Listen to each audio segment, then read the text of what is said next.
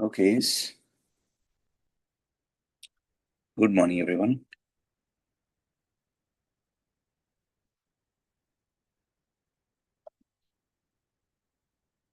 Yeah. Good morning, everyone. So I welcome you all to this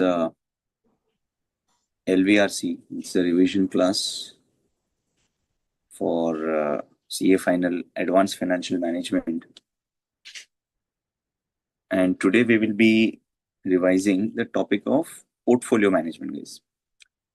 We'll be revising this with the help of few case studies. But before we go to the case studies, I would like to first draw your attention towards certain formulae, certain concepts which are applicable for the topic of portfolio management. Okay, so let's try to be very much clear about what those concepts and formulae are, and then we can definitely take the things further through certain case studies. So let's first quickly recap the concepts of portfolio management, and then we can definitely go ahead with the further discussion. Okay. Now,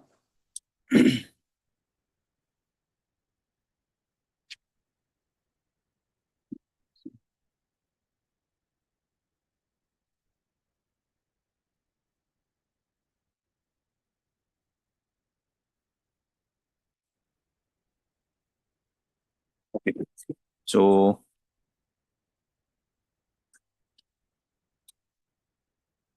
let's just go ahead with.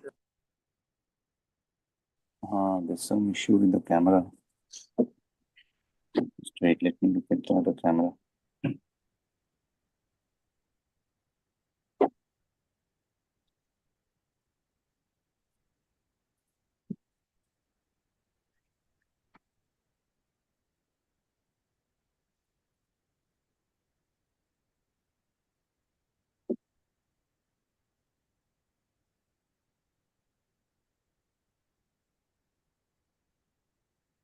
No, it is fine. Sir थोड़ा सा zoom out कीजिए इसे.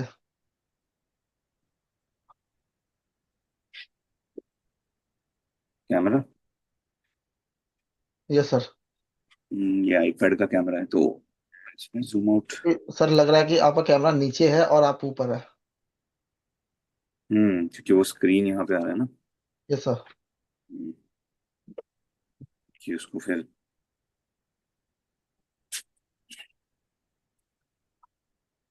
ठीक है. थोड़ा सा और पीछे चले जाइए sir.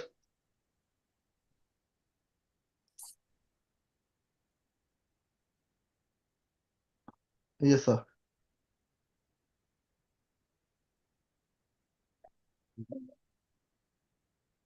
Anyway, so I have to do it from Excel पे ही आज करना पड़ेगा. Never mind. So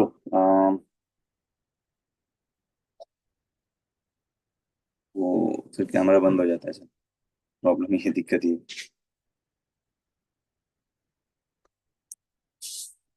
यहाँ पे.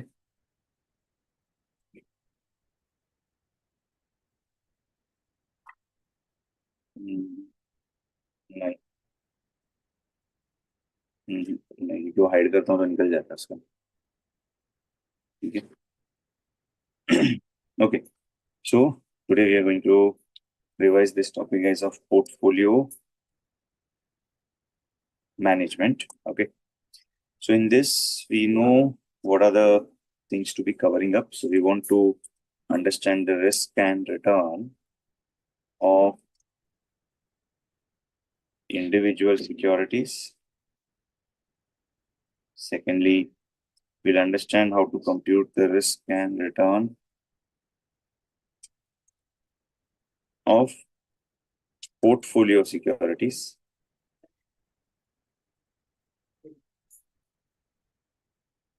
Right, and then we'll understand what is something called as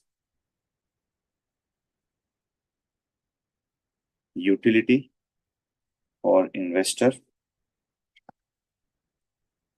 and of course utility of investors, and followed by Markowitz modern portfolio theory. Markowitz modern portfolio theory. After that, we'll be looking at what is called as capital allocation line. Then we're going to discuss about the capital market line, followed by securities market line. Then, okay, the securities market line is what we have as the CAPRS, capital asset pricing model. Okay. Then after the securities market line, we'll also have sharp single index model.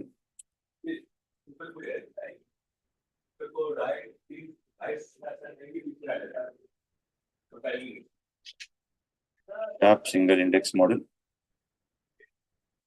Then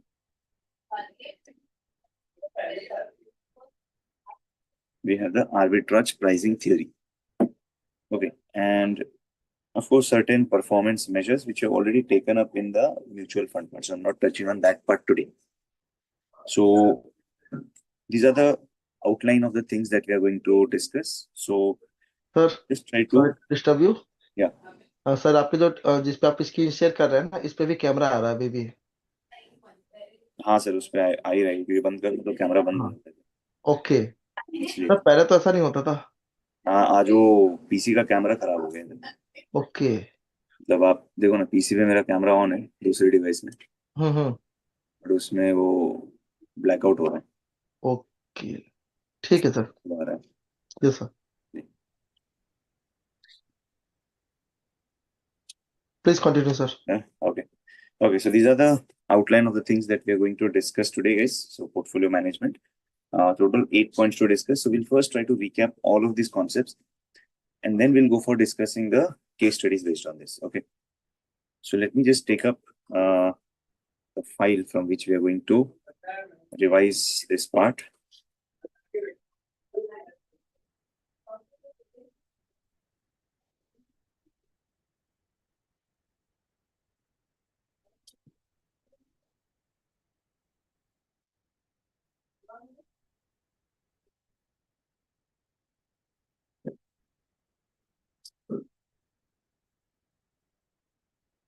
Okay.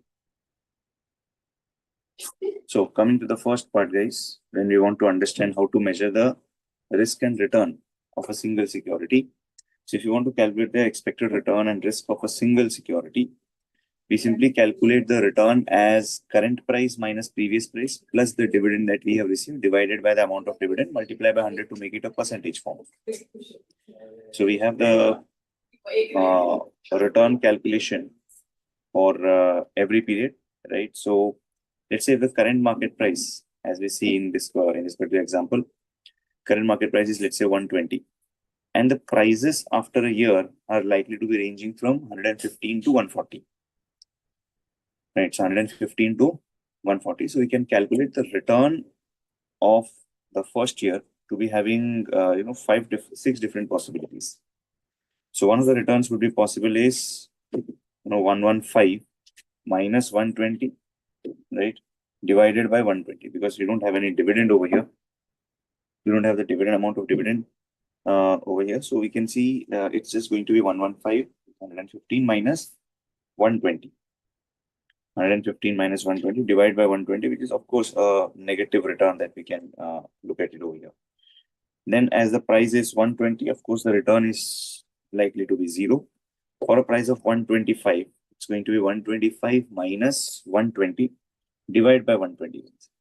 Right? So in this way, we calculate the return of each of these securities. I mean, each of these prices.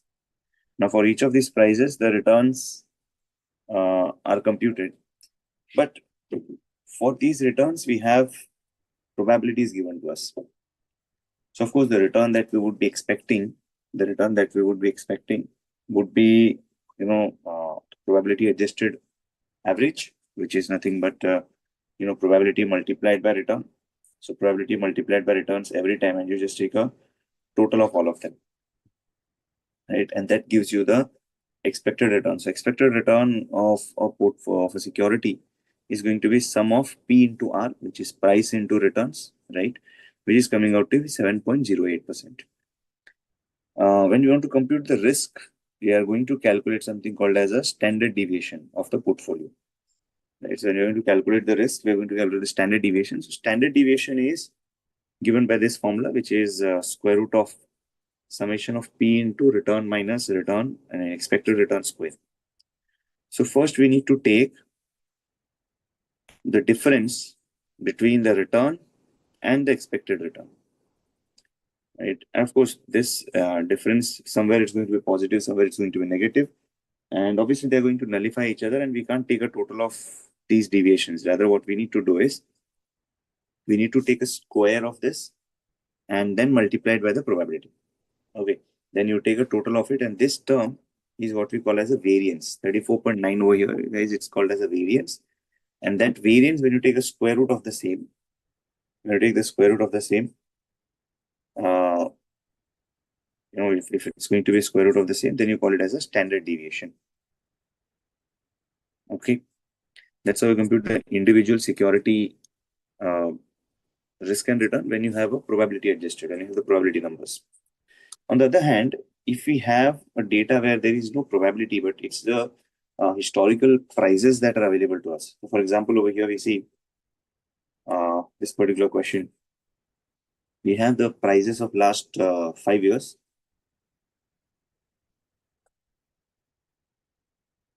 Along with the dividends provided to us. So the prices of the last 5 years along with the dividends provided to us. And we're going to see what's the return for each of these securities. Okay. So now the returns can be computed on the same lines as the previous question, which is current price minus previous price plus dividend. So it's going to be 103 minus 100, right? Plus 5, right? Divided by 100. So this is exactly what we do. Current price minus previous price plus the dividend divided by the previous price. Okay, so that's your return. Same way you get return for the second year, and then same way for the third year, and same way for the fourth year. Right, so these are the returns that we have raised for all the returns.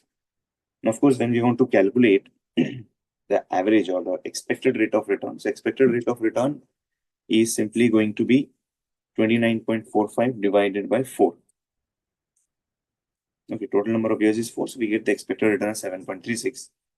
And then the standard deviation is going to be calculated on the similar line, which is summation of return square upon n minus expected return the whole square. So you have 279.65 divided by 4 minus 7.36 square. So that gives us a standard deviation to be 3.96 less. Okay.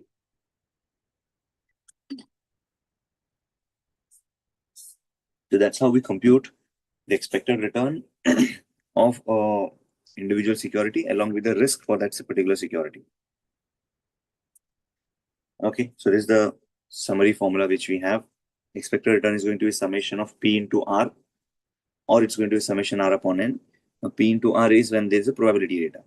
Summation R upon N is going to work when we have a historical data. Whereas the standard deviation of the returns is going to be square root of summation of P into R minus expected return square, or it's going to be summation R square upon N minus expected return square. Okay. Then coming to the portfolio return and risk. So what we have already known is that portfolio return can be computed simply as a weighted average term. So it's weight of X into expected return of X plus weight of Y into expected return of Y. So if you have a 2 security, and the standard deviation of portfolio is given by this formula, Markowitz formula, which is square root of weight of X square into standard deviation of X square plus weight of Y square into standard deviation of Y square plus 2 into weight of X, weight of Y, standard deviation of X, standard deviation of Y, and then correlation between X and Y. Okay.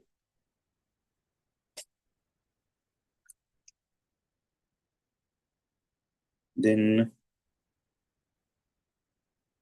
Yeah, so we have also seen how to calculate the correlation. Correlation is going to be computed as covariance between securities upon the standard deviations of the securities, or you can use either of these formulae. Now, this is obviously going to work when you have a historical data and not the probability based data. Okay, so for probability based data, we have a separate formula for correlation, right? So you can just have a quick look. I'll just give you half a minute to look at this formula so that you're able to recap it. So it's going to be like the covariance formula itself getting, deciphered into, getting expanded into different possible ways. Okay, so that's your correlation formula. Now, so standard deviation of portfolio, this is what we have already covered. Then, yeah, there is something called as a minimum portfolio risk also. Minimum portfolio risk or minimum portfolio risk, formula. So minimum variance or portfolio weightage is like when you want a weightage of security A, you can use this formula to arrive at the minimum risk portfolio. So this is going to be when you want a weightage of A, you'll have a formula as a standard deviation of B square minus correlation between A and B into standard deviation of A into standard deviation of B upon standard deviation of A square plus standard deviation of B square minus 2 into correlation between A and B and then standard deviation of A into standard deviation of B. Okay. That is your minimum variance portfolio. Then we have seen that there's a good sort of relation between the security returns, and the correlation. And this was the classic file that we have created, which stated that if your correlation is perfectly positive, then the line is going to be a simply straight line. Whereas if the correlation is perfectly negative, it's going to be possible for you to create a portfolio that's having zero weightage, zero risk. And as the portfolio correlation, the correlation between securities reduces, the curvature shifts towards the left. The curvature continues to shift towards the left. Okay. Then we have seen the minimum risk portfolio. Then the other thing that we have to look at.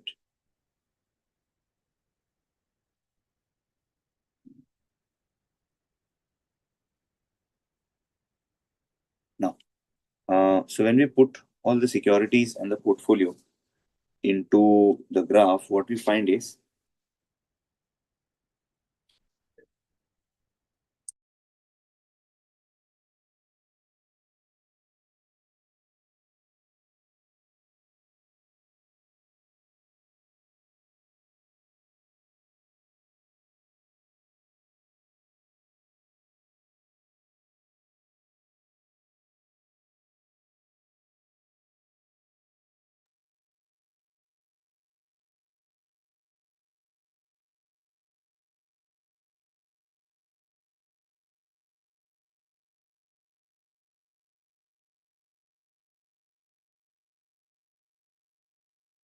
okay. So when we are putting the securities on a graph with the x-axis being the risk and y-axis being the return, x-axis being the risk and y-axis being the return, what we find is that the securities which are efficient, they are going to lie on a one particular line. Which are inefficient, they will be lying below the particular line. Now, how do we decide whether a particular security is how do we decide whether a security is efficient or inefficient? So we have set out a rule in which we said that a security will be inefficient if there is some other security. So we say that if a security is going to be inefficient, if there is some other security which is going to provide higher return at lower risk, higher return at same risk, or same return at a lower risk.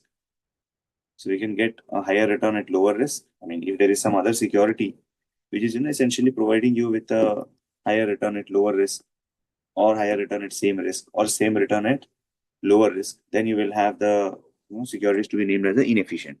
Any security which doesn't fulfill these criteria, they are going to be definitely classified as efficient securities. Okay. Then, for example, we did this. We can look at this example wherein We identify which securities are efficient and which are inefficient. Okay, so what we find is that in the long run, any security which is more efficient will shift towards the efficiency frontier. Any security which is having less efficiency, that will again shift towards the efficiency frontier. So in the long run, we'll just have this efficiency frontier in our portfolio, in the market. Now, when we come to the investor's point of view, we can say an investor is going to enter the market with an intention to attain utility. Now, that utility is going to be a function of certain parts. Utility is going to be a function of expected return, risk, and the aversion factor. So, utility is going to be a function of expected return, risk, and aversion factor. So, as the expected return increases, the utility is going to increase. As the risk increases, the utility is going to increase. So, as the risk increases, the utility is going to fall. And aversion factor is definitely going to be something that's going to maximize the risk part. So we can have three types of investors who are risk lovers, risk neutral, and risk averse. The risk lovers are the one who prefer to invest in risky assets irrespective of the expected return, whereas the risk neutral investors are going to prefer to invest in higher expected returns irrespective of the risk in the asset. And risk averse are going to be like the persons who are rational, who would like to invest in a risky asset or a security only if they're going to be adequately compensated with higher expected returns. Okay. So we can have like multiple investors. Someone may be conservative, someone may be aggressive. So conservative investor would be like he or she would be needing a higher rate of return for a given level of risk, and aggressive investors would be someone who would be needing lesser return for the same level of risk. So utility is going to be defined by expected return minus half into aversion factor into variance, right? And someone who is more averse, he is obviously going to get lesser utility. So in the market, the efficiency frontier is going to be mapped against the utility curve, and the portfolio which is at the tangency is something that's going to be, the portfolio which is at tangency, that's going to be something which will be, preferred investment for the investor. Okay, so one problem that we had with this Markowitz portfolio theory was that it was not considering the possibility of, combining risk-free security. So when you combine the efficiency frontier with risk-free security, you get lines which are connecting the y-axis and the efficiency frontier. And if you just keep on increasing, if you just keep on shifting this particular curve for higher level of efficient securities, what we get is that a line, we get a point where we are getting a tangency. We get a point where there is a tangency. And that tangent line, is something which is a capital allocation line. Now, as you see that this capital allocation line is at a higher level than the current efficiency frontier, obviously it's going to provide a higher level of utility. So all our securities are going to shift upwards.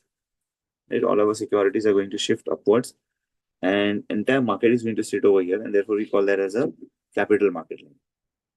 In the capital market line, we have derived the formula.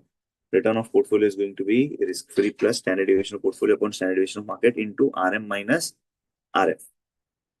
Okay.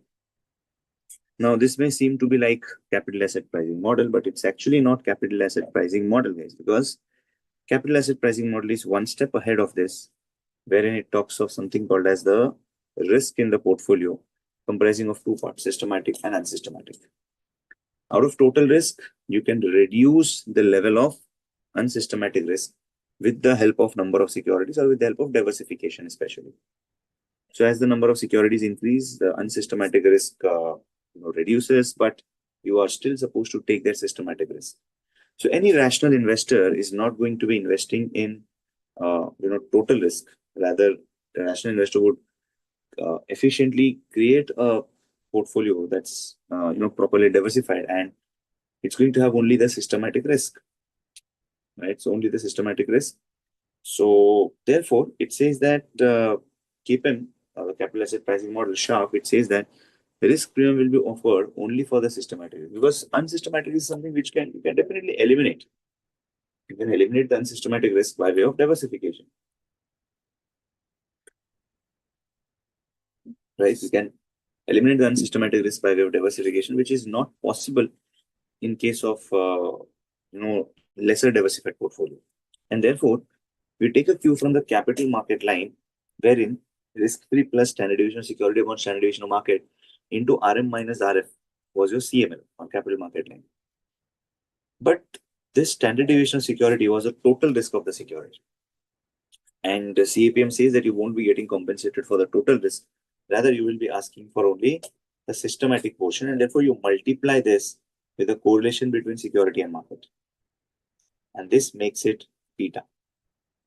So we have the multiple formula for beta, guys. So beta is going to be correlation between security and market into standard deviation of security upon standard deviation of market, or it's going to be covariance between security and market.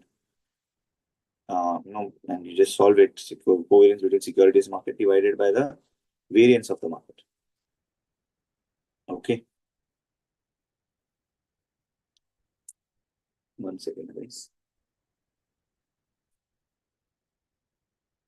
Hello. Hello. Hmm. I'll talk to you at 10 o'clock.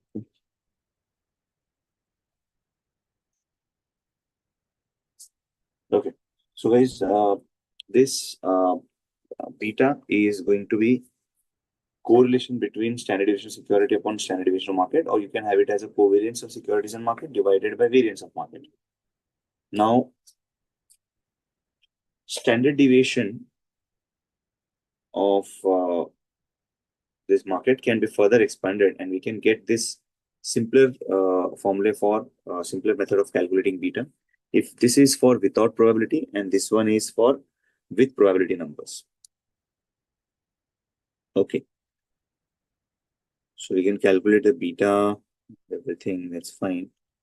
Conceptually, beta calculation is done now.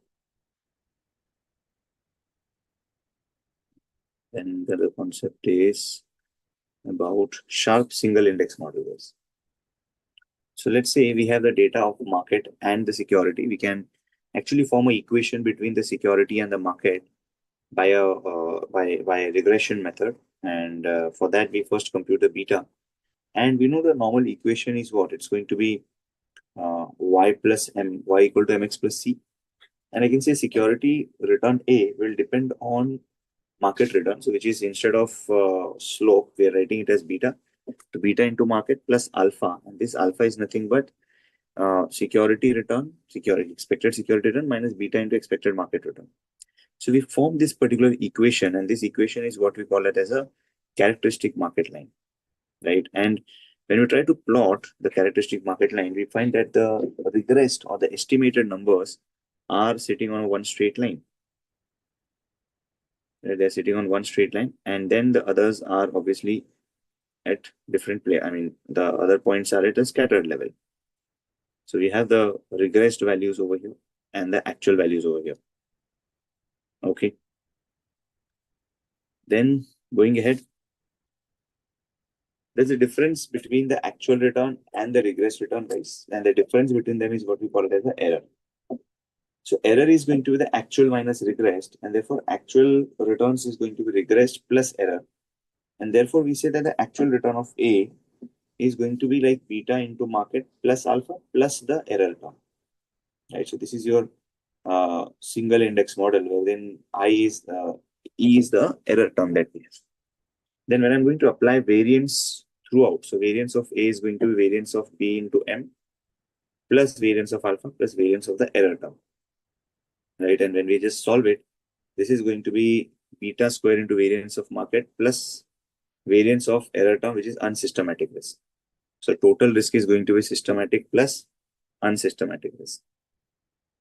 Okay.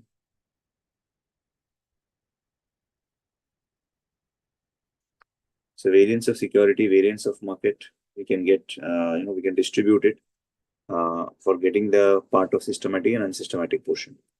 Now, one way of calculating portfolio risk without knowing the correlation between individual securities is to use this particular formula, which is the Sharpe's portfolio risk formula, which is simply taking the weighted average beta into variance of market plus, weight square into error of x plus weight of y square into error of y. Now, advantage of this Markowitz portfolio formula is that it doesn't need you to require It doesn't need you to know the correlation between individual securities. This formula especially helps when you are having multiple securities, like securities where you have like 5 or 6 or maybe 10 security portfolio. So you need to know a lot of correlation between each one of them. And this formula is actually going to simplify that task. Okay.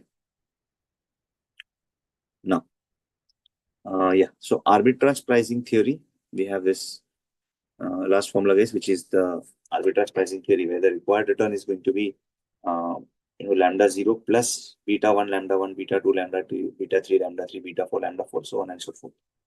So we have lambda 0 as the risk-free rate, and beta 1, beta 2, beta 3 are the factor betas. So we're not relying over here on one single factor, which is the market, but we are bringing in multiple factors. Multiple factors could be your GDP growth rate, your energy prices, your inflation, unemployment. Multiple factors are going to be, getting involved over here. And we are going to ask for a risk premium for each of those factors. Okay. So that's the arbitrage pricing theory formula, guys. Right now, we can definitely go ahead with the discussion of the case studies. So this case study is already been uploaded on the portal, guys. You can access it easily. So we'll look at the first portfolio, guys. So I'll just give you a couple of minutes to go through this case scenario, and then we'll look at the questions. Look at the way to solve this. Please go through this case scenario, guys.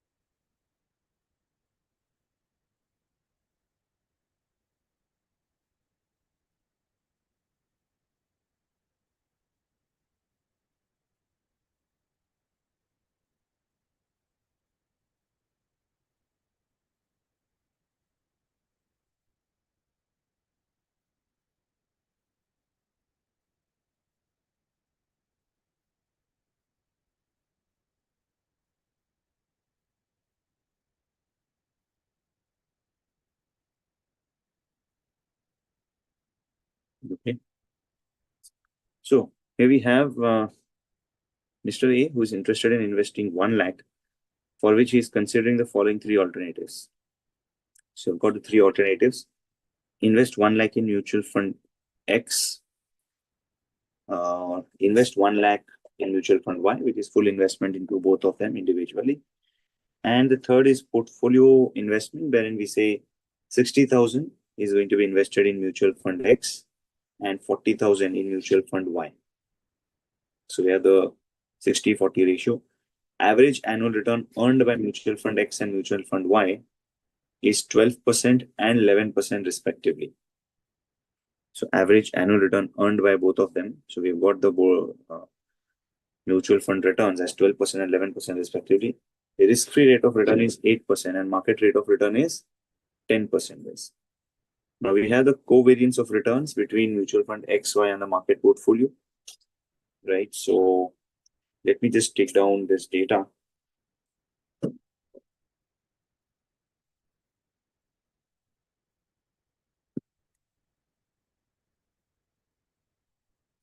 Okay.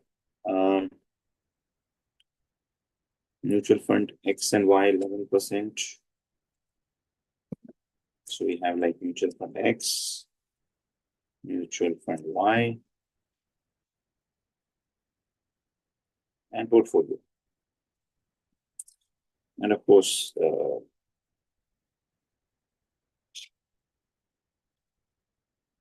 risk-free rate.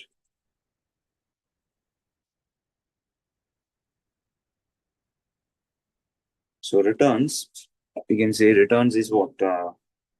Mutual fund X is having a return of 12%. Mutual fund Y is having a return of expected return of 11%. Portfolio return, market rather, we can say not portfolio, but market portfolio is having a return of 10%.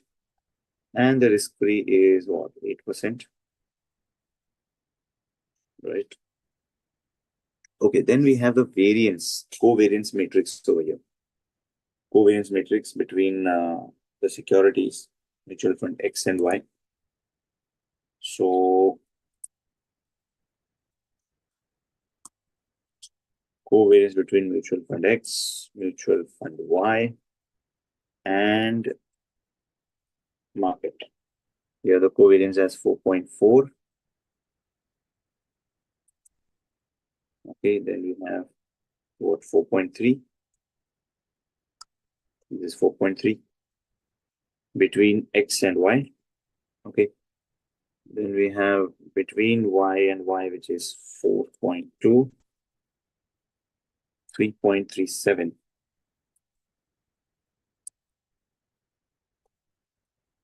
3.37. Then we have 2.8 as the covariance between market and mutual fund Y. And finally, the market portfolio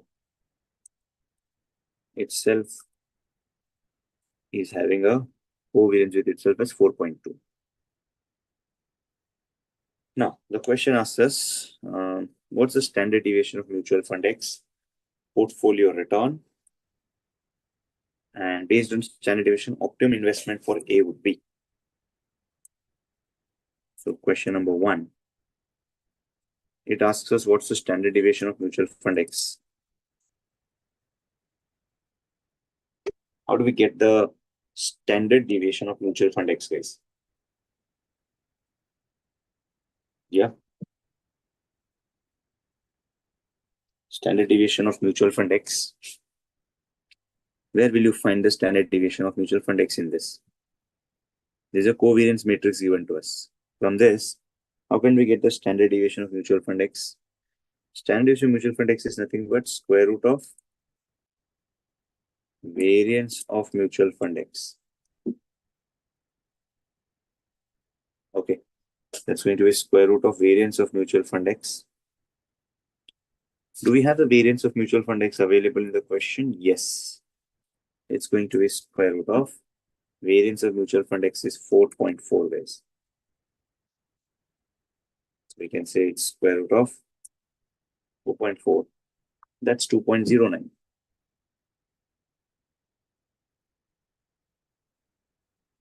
2.0976. That's the standard deviation of mutual fund X. Okay.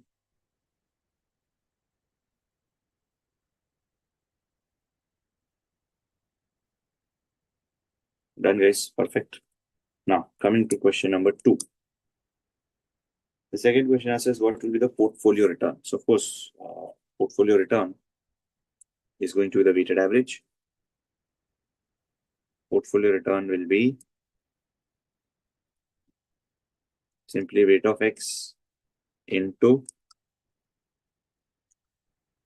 return of X plus rate of Y multiplied by return of Y. So weight of X, and in the question it says that we would like to invest 60,000 in X.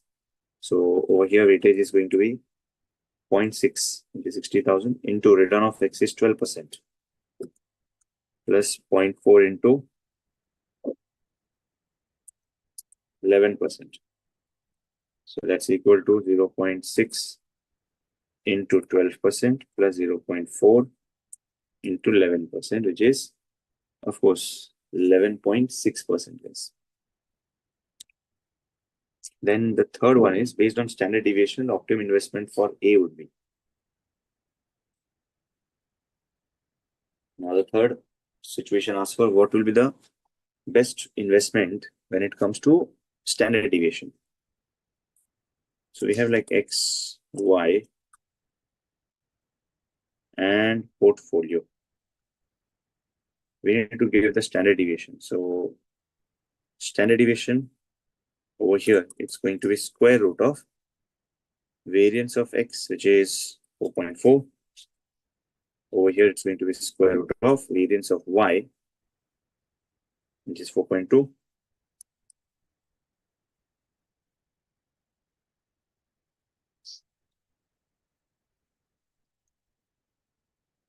Okay. And then portfolio is going to be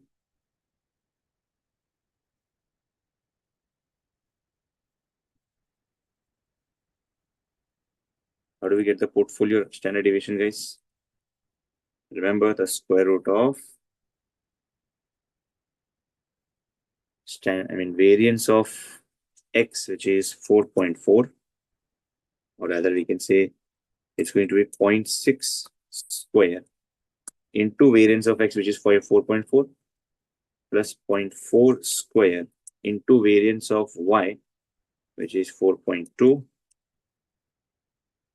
plus 2 into 0.6 into 0.4 into covariance between X and Y, which is 4.3.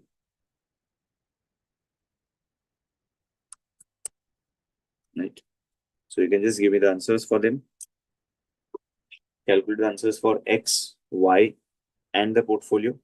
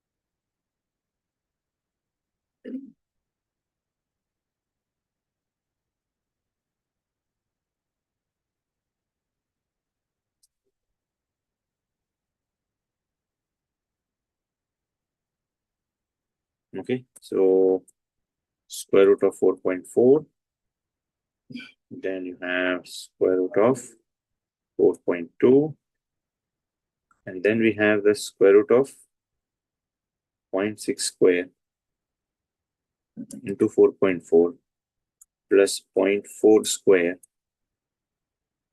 into 4.2 plus 2 into 0.6 into 0.4 into 4.3, which is 2.07. Okay. So these are the portfolio standard deviations, guys. Now, based on this, which is the best investment possibility? Based on this, what should be the best working for us?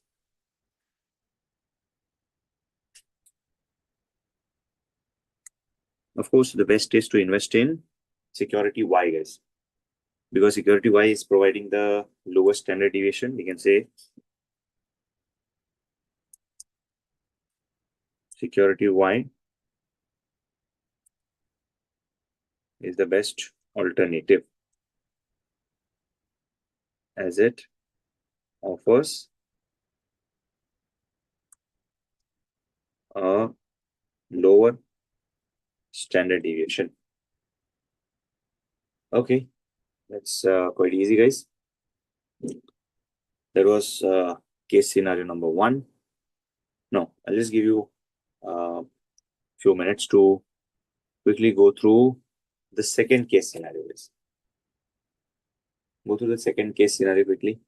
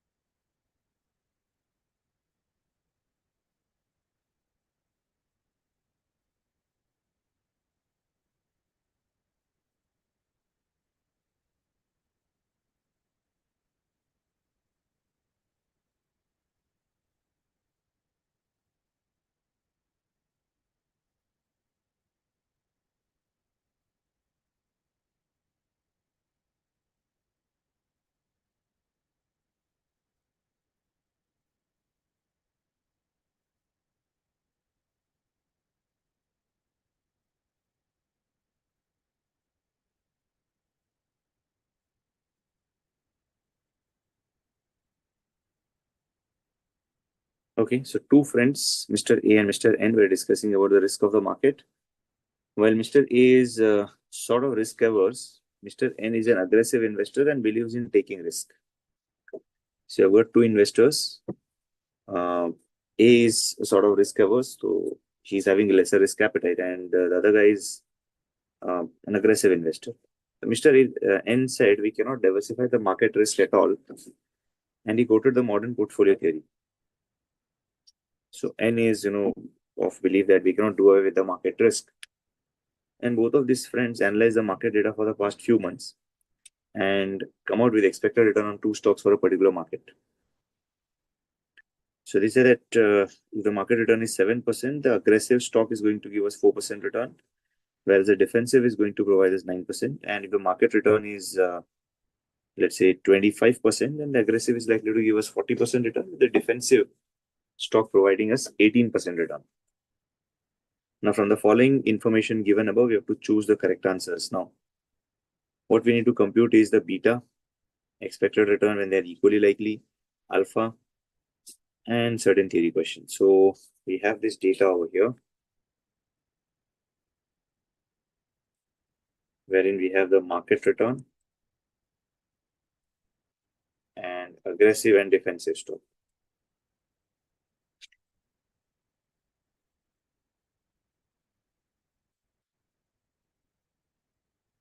And of course, we have the probability numbers. So probability numbers are what? 7%, 25%, and market returns are likely to be, sorry, probability, but equally likely. The question says equally likely, so we can say they are having a probability of 0.5 in each case. Market returns are going to be 7%, 25%. Aggressive ones are 4%, 40%. Defensive ones are 9% and 18%. Okay.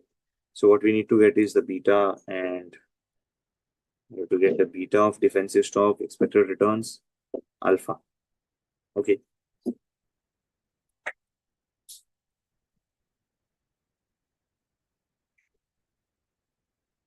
So first we need to look at expected return of aggressive stock, right? Then we want to calculate the expected return of defensive stock. Then I want you to calculate the expected return of market. Okay. Then we have to get the beta values also.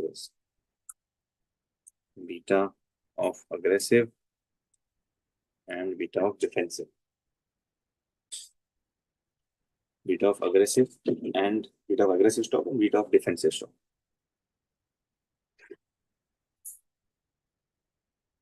So first we need to calculate the expected return size. So for that we need to get the probability into market, probability into aggressive, and then probability into defensive. Probability into market, probability into aggressive, probability into defensive. You take the total of these and you get the expected returns over here. Now to get the beta values, we need more columns, which is going to be beta of A is going to be like the formula wise. It's going to be summation of probability into A minus A bar into B minus B bar. Sorry, not B minus B bar, my bad. Market minus average market return upon summation of probability into market minus average market return square. And beta of the defensive is going to be on the similar line, summation of probability into A, not A, yeah, D minus D bar into M minus M bar upon summation of probability into M minus M bar square. Okay, so we need to have columns over here as A minus expected return of A, B minus expected return of B, and then we take the column as probability into A minus probability into A minus expected return of A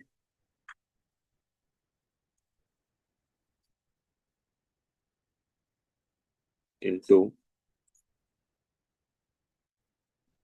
B minus expected return of B, and not B, sorry, we need this for market.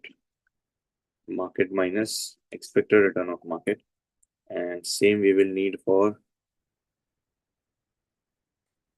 B minus expected return of B, and the other column that we need is probability multiplied by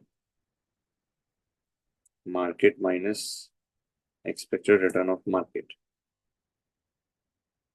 Okay, so you just need to calculate these many column values and get the expected returns and the betas, right? So just try to solve it, guys. Try to solve this to get these values. I'll just give you 5 minutes time.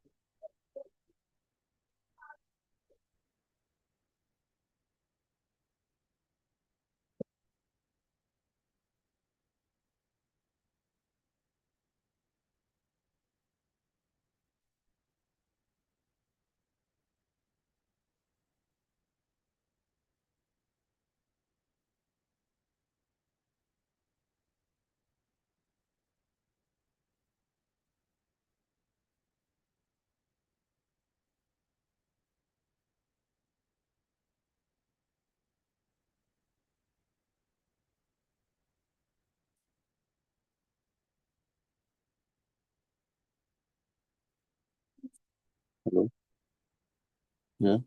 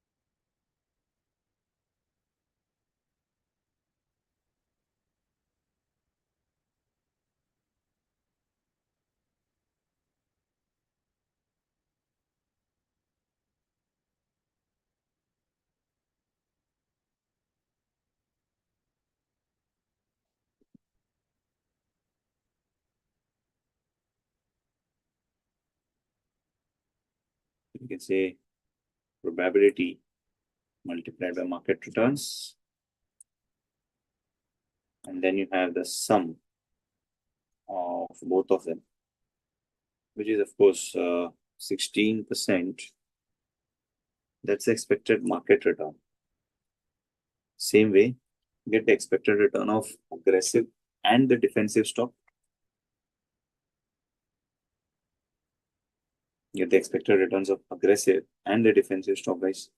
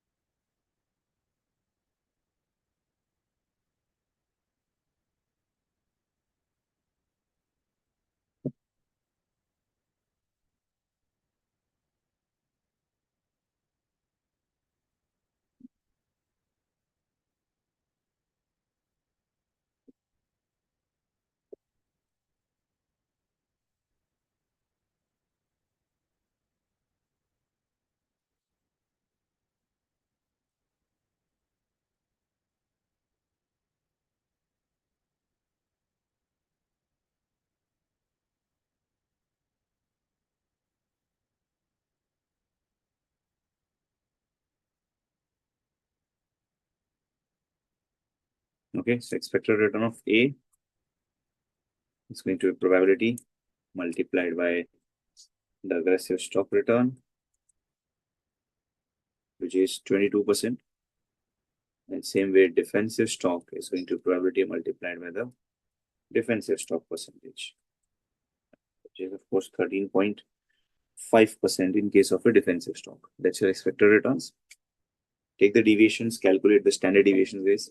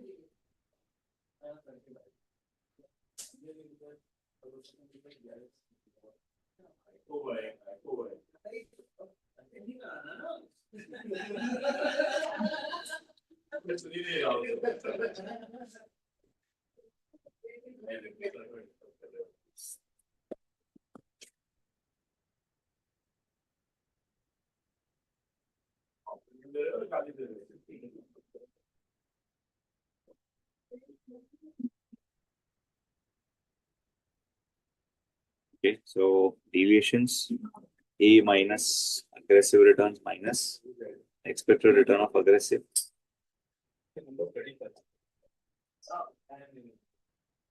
The deviations are like 18 positive and 18 negative, and then this is going to be defensive is 9% minus the defensive returns.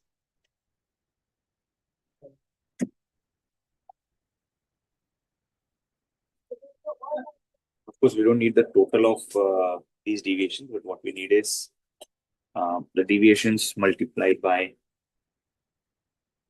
the probabilities.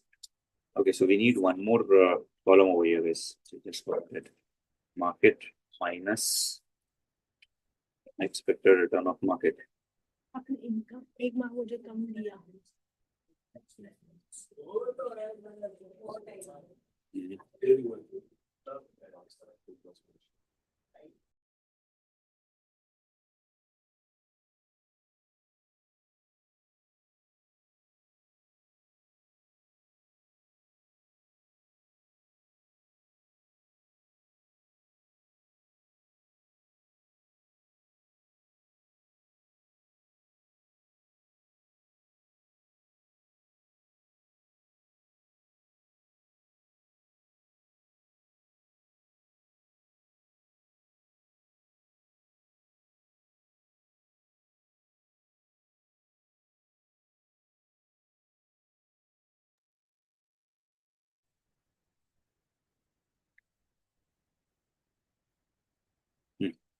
So market return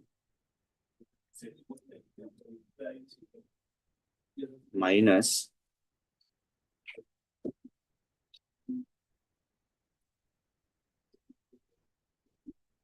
market return minus the expected return of the market, and then further market return minus the expected return of the market. Okay, then This is going to be probability multiplied by A minus A bar into M minus M bar. Right, and then you take a sum of them. Right, so probability into deviation of A and deviation of market.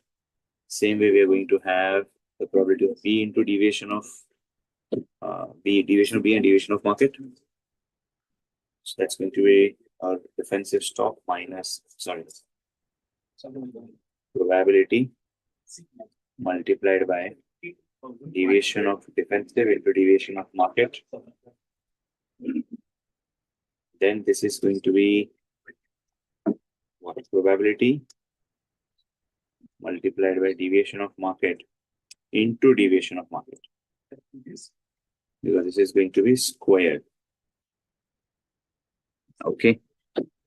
So we get the beta values. Calculate the beta values very quickly. Get the beta values of A and B.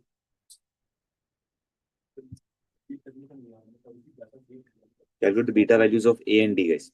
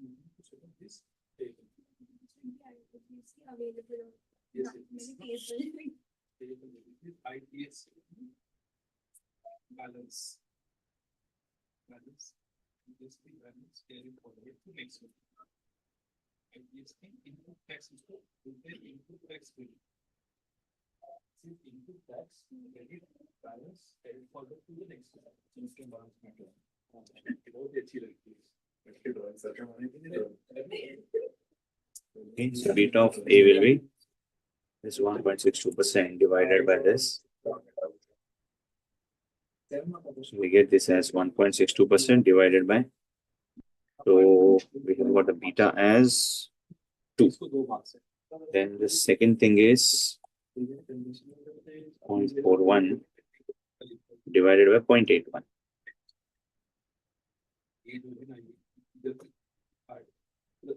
Which is 0.5. So beta is 0.5.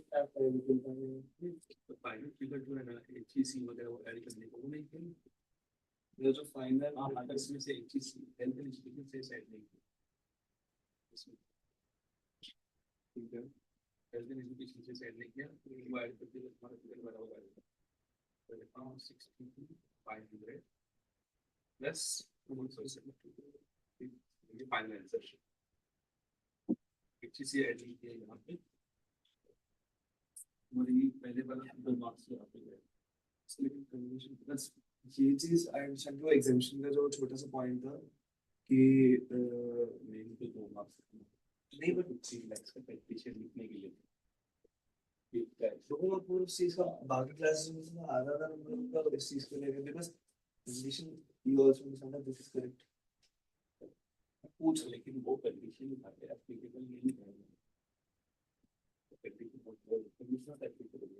Yep. Okay. So you got the beta values. Now,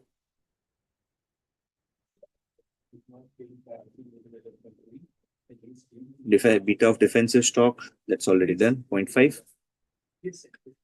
Expected return of aggressive stock, if market return is likely to be, an aggressive stock expected return is of course 22%. Alpha of defensive stock. Now there is something what we need to complete. Alpha of the defensive stock. Now what's the alpha of defensive stock? Now for alpha of defensive stock, we need to have the information about the expected return of the defensive, which is 13.5. So alpha is expected return minus CAPM return. Okay.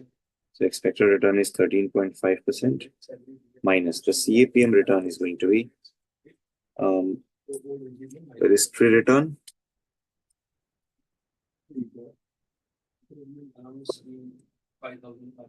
So we have this as what? Risk-free return is not given. So 0 plus beta of the defensive stock. The beta is what? 0.5. 0.5 into RM. Market return is what? 16% minus 0. Because since there's no risk rate given to us, we'll take it as 0. 13.5% minus 8%, which works out to be 5.5%. So, yeah, answer is C.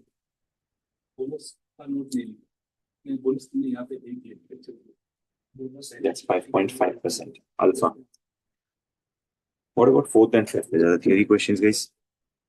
So over here we have the modern portfolio theory is propounded by Harry Markowitz. As per capital market line theory, portfolios lying on CML over the market portfolio are called as, so portfolio which are lying on the CML over the market portfolio. These are the borrowing portfolio, in which you have obviously borrowed at risk-free rate and invested in the market. You borrowed at risk-free rate and invested in the market portfolio. That's a borrowing portfolio. Okay, so we have the second case scenario being completed. Now we can definitely go for case scenario 3 along with their respective questions.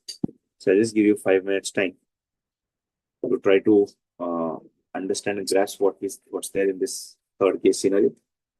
Try to go through this case scenario is third case scenario. Try to go through this third case scenario.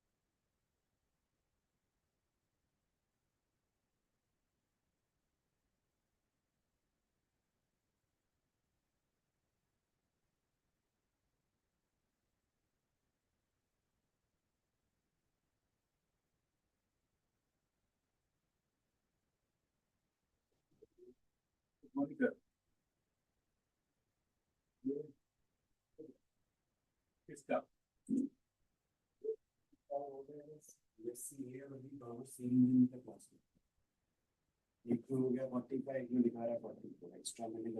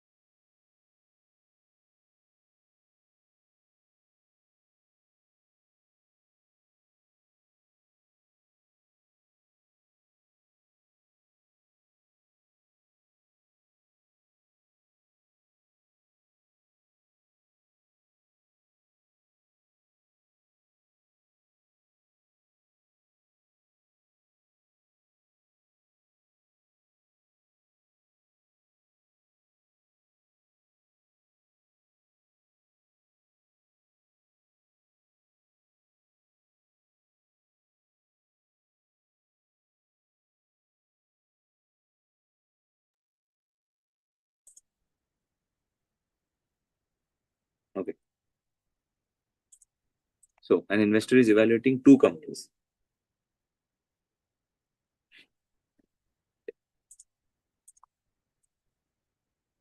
An investor is evaluating two companies, A and B, to determine which company is a better investment. Both companies have different expected returns, standard deviation, and beta. So we have got A Limited with expected return of 22%, standard deviation of 40%, and beta is 0.86. Then we have B with an expected return of 24%, standard deviation of 38%, and a beta of 1.24. So the correlation coefficient between the returns of A and B is 0.72, and standard deviation of market return is 20%. So let's first jot down the information that we have. So we've got a company called as A, another company called as B, and then we have also the market. So we have the expected returns.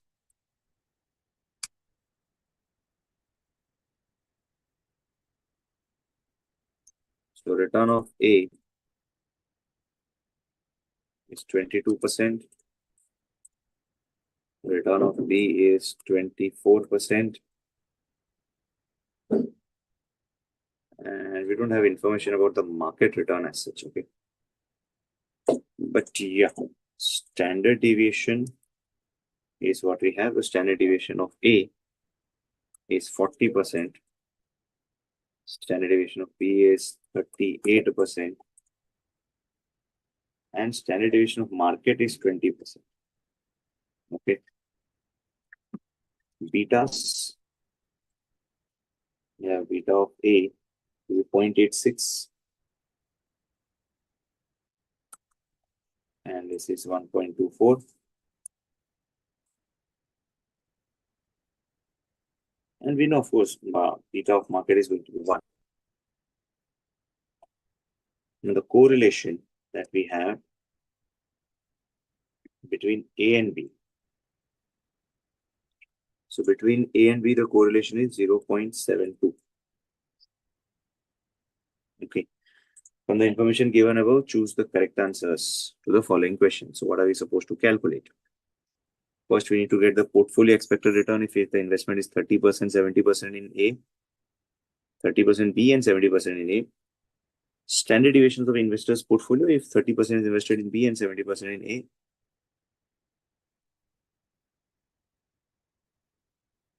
Then we're talking about the covariance. Then based on data, the risk-free rate of return. So here we have to use the CAPM formula.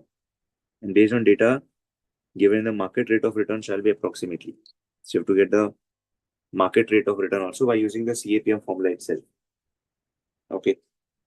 So I'll do the initial questions, right? So expected portfolio return. Portfolio return. How do we calculate the portfolio return, guys? It's going to be weight of A into return of A plus weight of B into return of B. So weight of A is what? 70%. So 0.7 into weight of return of A. Return of A is 22% plus 0.3 into 24%.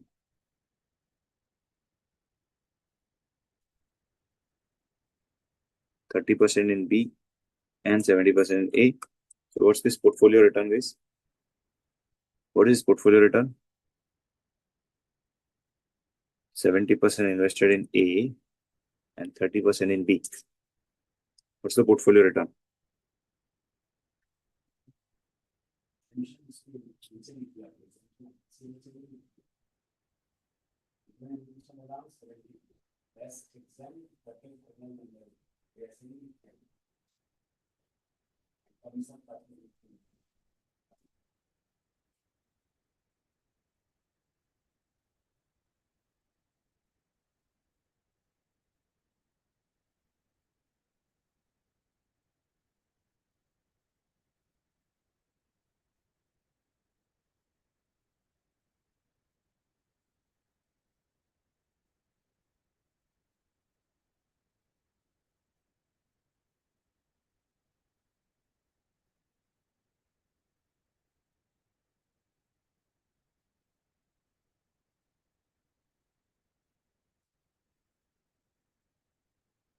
Yeah. This is 0.7 into 22% plus 0.3 into 24%. So this is 22.6%. That's your portfolio return. Standard deviation of portfolio.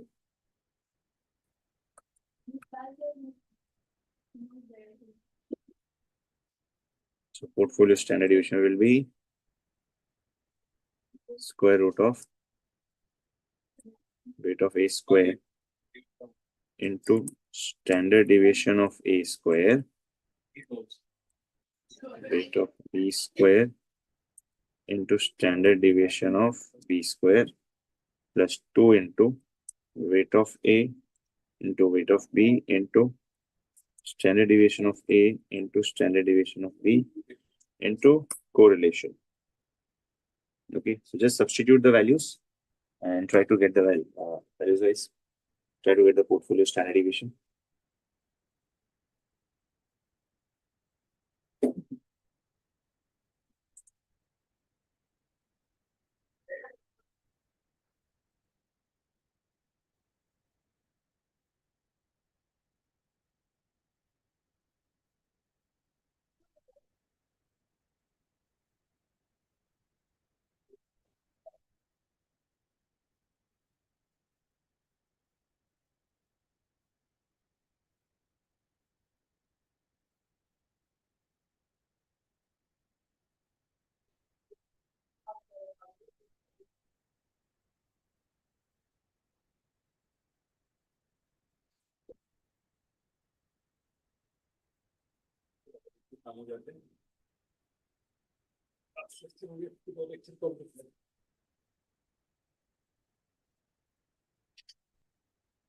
Okay, so just try to calculate the square root of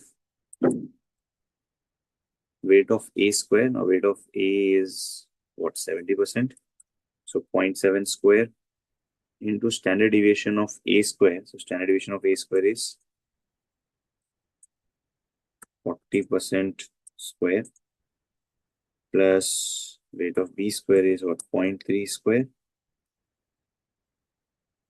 into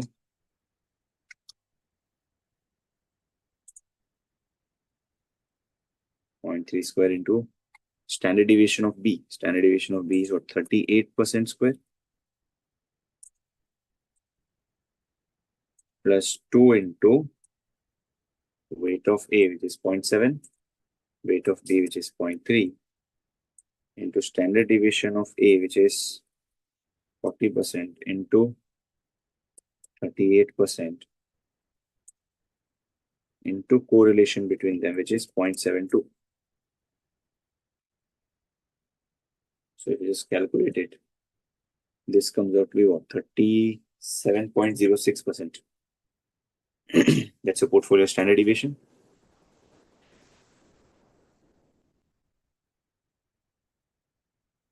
Yes. So done with the portfolio standard deviation part. Then the third part, covariance between A and B. Okay. So we know the formula for correlation. So correlation is basically covariance between A and B upon variance of B. Sorry, upon standard deviation of A into standard deviation of B. So we can see correlation is 0.72 is equal to covariance between A and B. Standard deviation of A is 40% multiplied by standard deviation of B is 38%. Covariance between A and B is going to be 0.72 multiplied by 40%, further multiplied by 38%. So this is going to be 0.72 into 0.4 into 0.38. That's 0.1094. That's option B. Okay, that's option B. Now coming to fourth and fifth part, we want to know what's the risk-free rate and what's the market rate of return. So the only way we can get that is by assuming that the securities are fairly priced, right? And when you assume that securities are fairly priced, it means the returns are going to be equal to your CAPM returns, right? So you can say, assuming securities are fairly priced, assuming that the securities are fairly priced,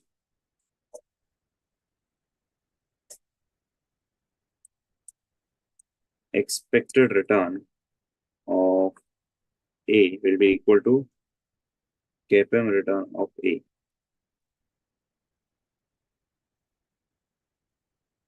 The expected return of A is equal to CAPM return of A. So this is nothing but expected return of your CAPM return of A is what, 22%. So 22% is equal to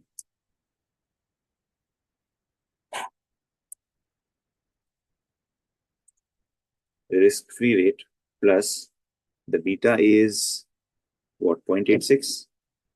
So beta is 0.86 into return of market minus the risk-free rate.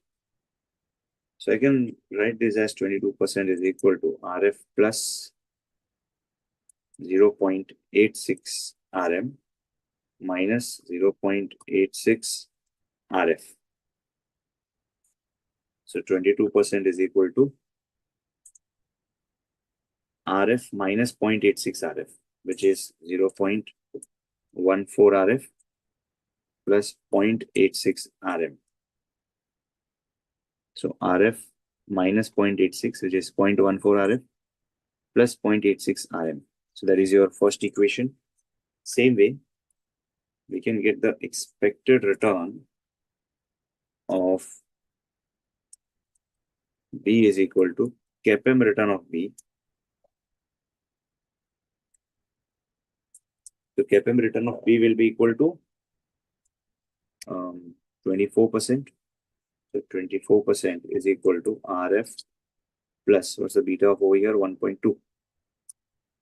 1.24 into RM minus RF. So this is 24% is equal to RF plus 1.24 RM minus 1.24 RF. Okay, so this will be 24% is equal to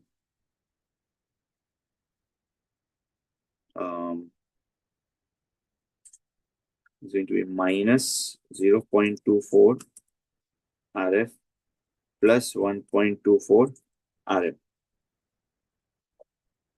Okay, so we got these two equations, guys. This is equation number 1 and this is equation number 2. Okay, so solve them simultaneously.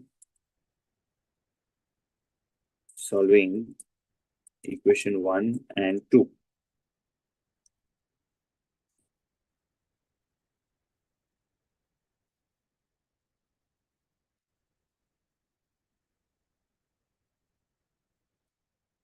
You'll get the value of RF and RM.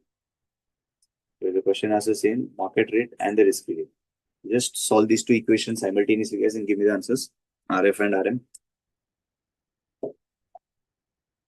Solve these two equations simultaneously and then give me the answers for both.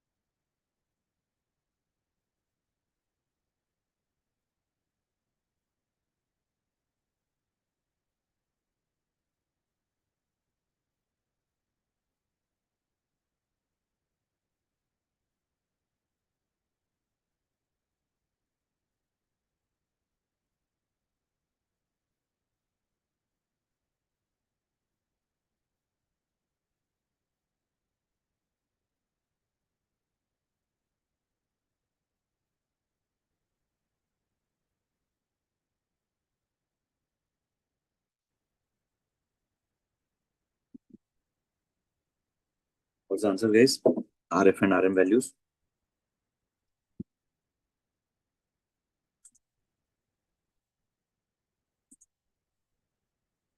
Yeah, so let's try to solve them simultaneously. Now to solve them, of course, simultaneously, we can't be looking at, making something as common over there, because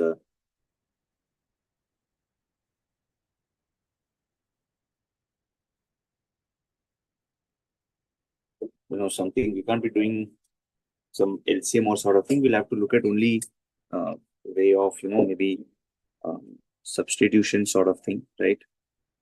So let's just try to make this something like 22% minus 0.86 RM is equal to 0.14 RF.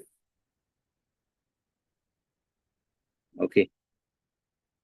So that's RF plus beta into RM minus RF. So we just split it up, make it as a one single risk-free rate. And then I can further say that RF is equal to 22% minus 0.85 RM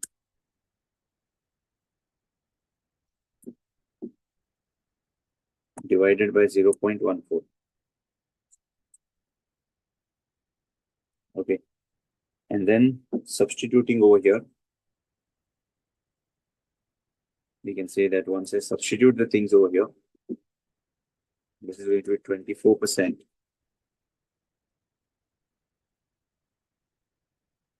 24% equal to minus 0.24. And in place of RF, we are going to have 22%. In fact, I'll just do one thing. I'll just solve it in a pen paper mode to make it even more conclusive. So first up, we've got this equation. 22% is RF plus beta into RM minus RF, because we had the beta value given to us, and the same way the other beta value is given to us. So here I can't be actually doing some sort of substitution, or rather to make it easier, substitution better from that is the multiply by 0.24. So when you multiply by 0.24, this is going to be, of course, 22 into 0.24. That's 5.28 is equal to 0.14 into 0.24. That's 0.0336, right? So 0.0336 RF plus, right? So then we multiplied with that, and then same way, we're going to say this is going to be further multiplied by is equal to 0.86 into 0.24. So we have 0.206, that's the other part, multiplied by RM. And this one, let us multiply by 0.14. And when we do that, we have what? 24 into 0.14. 3.36 is equal to minus 0.24 into 0.14. This RF plus, that's obviously 1.24 multiplied by 0.14. 1.24 multiplied by 0.14.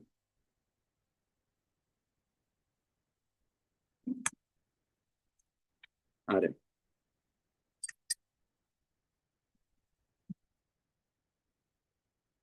One point two four into 0.14 RM.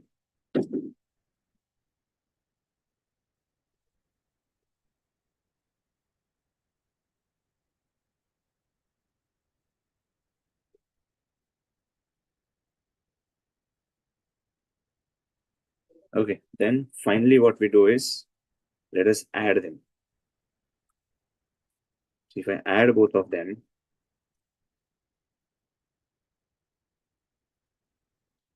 we're going to say it's 5.28 plus 3.36 is equal to 0.0336 plus minus this one. So of course this is RF plus 0.206 plus 0.174 RM. So of course 8.64 divided by 0.38 is going to be equal to RM.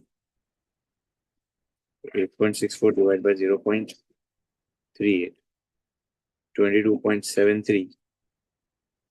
That's your market rate of return, is RM.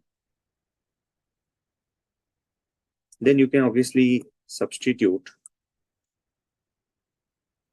Do we have the market rate of return given in the question? 22.74, yes. It's 22.74 market rate of return. Then we'll say substitute RM is equal to 22.74 in equation number 1 maybe. It is 22 equal to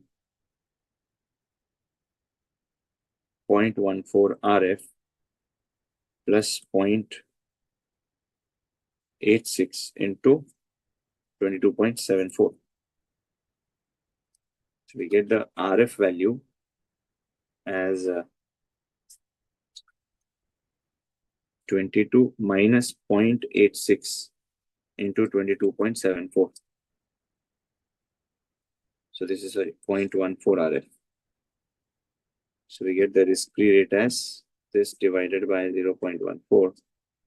That's 17.45 or 17.48, yes. So closest one is 17.48. So option A. Okay, so that brings this case study to an end, which is based on 5 questions. So the only challenging part was to solve these 2 equations. And of course, these 2 equations can be solved simply by using the simultaneous form by multiplying the respective coefficients of risk-free rates. Okay. Do we make some sense, guys, with this? Yeah. Okay. So now let's just take a break, guys, around 15 minutes. And after the break, we will do certain questions from past exam questions, past exam papers. Okay, certain questions from past papers or maybe from MTPs. Okay. So let's just take a break right now, guys. After break, we'll do the questions from MTPs.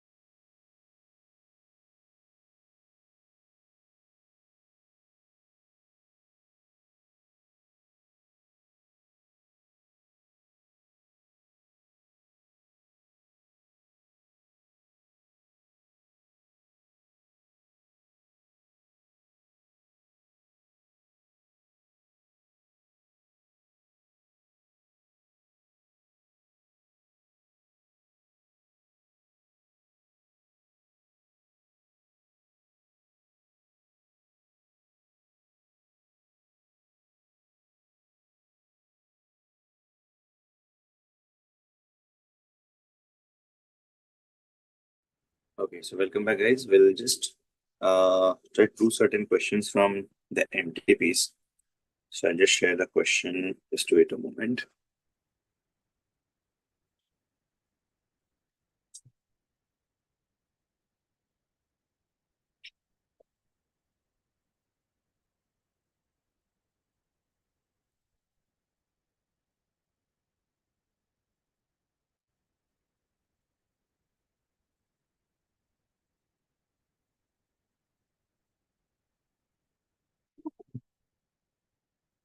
So here we have certain questions over here. 101, page 101.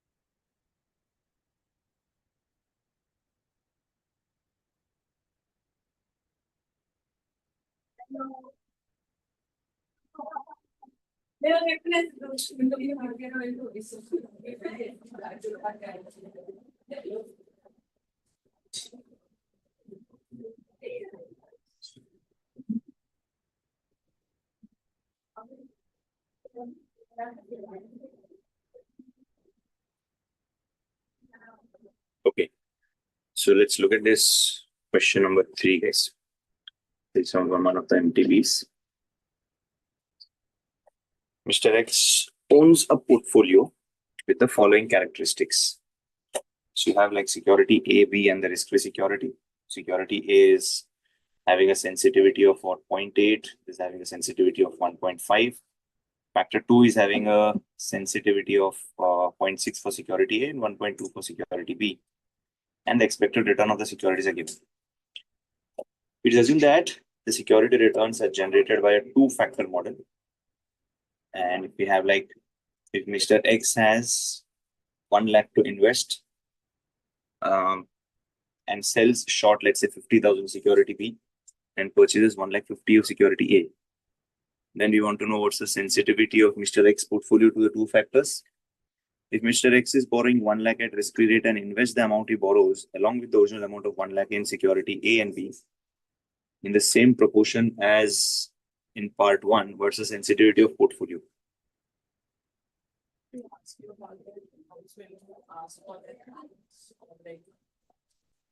P division. So, CR going. Okay, and then what's the expected risk premium? I mean, the return premium of the factor 2. Okay, so let me just take this question into our file.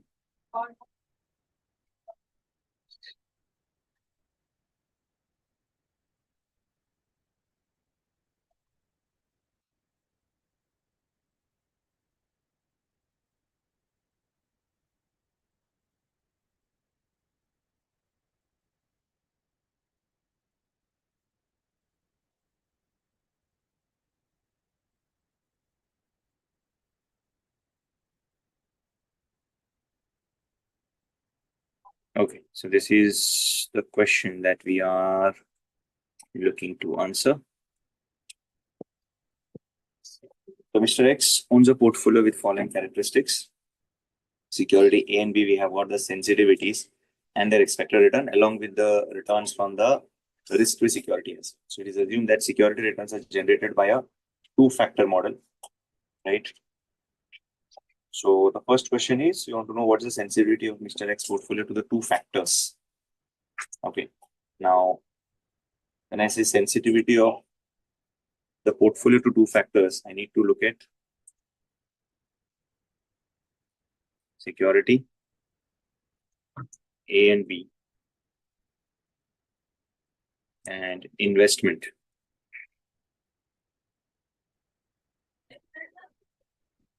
So 1 lakh to invest, he's selling short. So security B is sold short and investment is going to be 1,50,000. So of course the net investment is cumulatively 1 lakh. And we want to also like to know the weights. So weights are going to be 1,50,000 divided by 1 lakh. And over here the weights is again minus 50,000 divided by 1 lakh. So sum of weights is 1. So we've got the investment, we've got the weights, and then we have the beta 1 and beta 2. So for security A, the factor beta is 0.8. For security B, the first factor beta is 1.5. Okay, then beta 2 is 0.6 and 1.2. Okay, now we want to know what is the sensitivity of X portfolio two factors. We want to basically calculate the weighted beta. So for weighted beta, it's going to be weights into beta 1 and weights into beta 2. So just try to calculate the weighted beta ways. Both weighted betas, calculate both the weighted betas.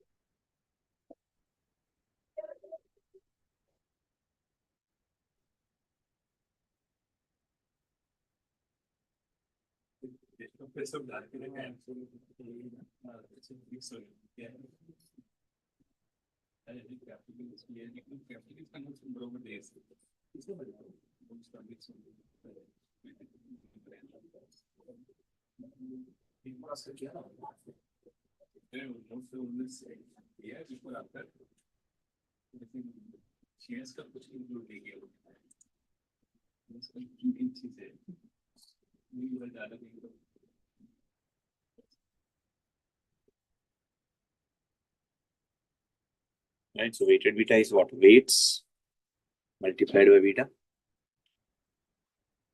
So the weighted factor 1 beta is 0.45 and weighted factor 2 beta is weights into second beta. So that's 0.3. So 0.45 and 0.3. That's your sensitivity to two factors. Now the second part says if X is borrowing 1 lakh at a risk-free rate and invest the amount he borrows along with original amount of 1 lakh in security A and B in the same proportion as described in part 1. Then what is the sensitivity of the portfolio of the two factors? Okay. So we'll just do it similarly. We have security A, B, and RF. Now, 1 lakh is borrowed. Right, so you have 1 lakh borrowed. And now we are going to invest this 1 lakh borrowed plus the original 1 lakh in the ratio in between A and B in the same ratio. So what is the ratio going to be like? So when you had 1 lakh, you made an investment of 1 lakh 15 A. So now you have your like minus 1 lakh plus you have your own 1 lakh. So now the ratio over here is going to be 3 lakh and minus 1 lakh. So in total, we have 1 lakh. So essentially what we are doing is owned funds of 1 lakh plus the borrowed money of 1 lakh plus the short sold money of 1 lakh is entirely put into security A. So now when I compute the weightage, it's going to be 3 minus 1.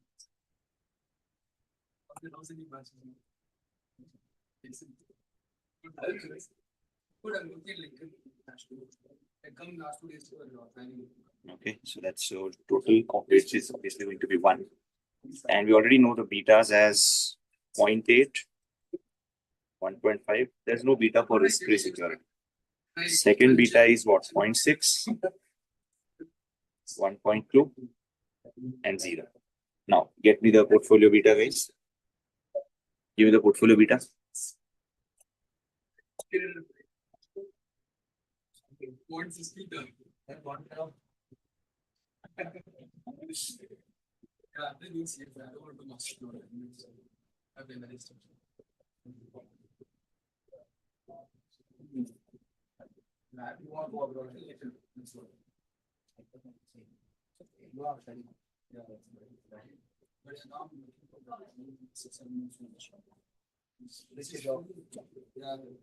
Valuations now I'll be on the side. It's more interesting.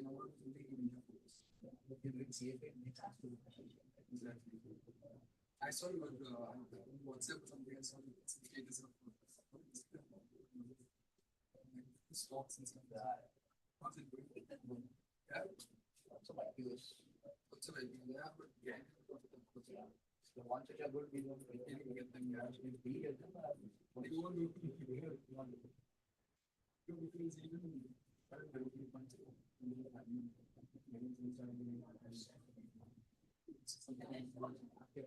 Okay, so weighted beta is going to be what? Weights multiplied by beta 1. And then you take a sum of all of that. And then weighted beta 2 weights into second beta. It's going to be 0.6. 0.9 and 0.6. By only lots. Only lots. Really good comes from looking like anything. Okay, so that's the thing. Now, third part is what is the expected return premium of second factor? Expected return premium of the factor 2. So you want to know what's the expected return of the second factor. So now this is something which we are really not aware of. So we'll say let factor 1 risk premium be X and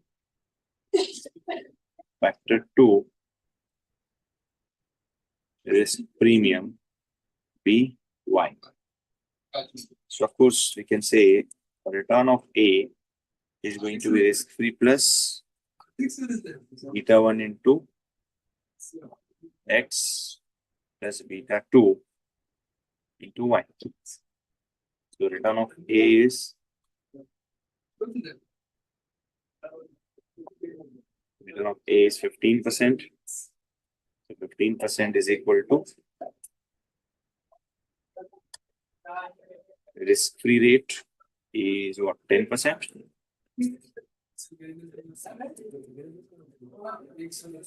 10% plus beta 1 is 0.8. 0.8 into 0.8 into 15. Sorry. 0.8 into x plus 0.6 into y.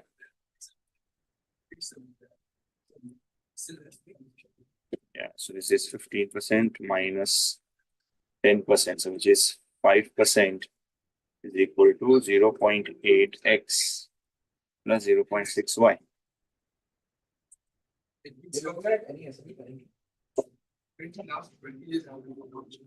Then return of B is equal to risk-free plus again beta 1 into x into beta 2 into y. So return of B is again 20%. So 20% is equal to 10% plus 1.5 into x plus 1.2y. Okay, then it will 10% equal to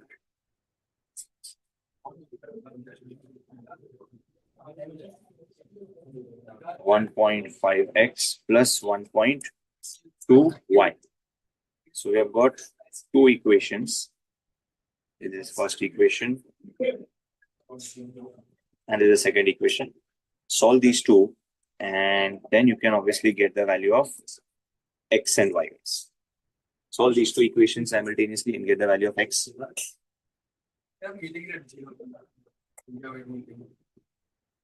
Solve these two equations and get the value of x and y, guys.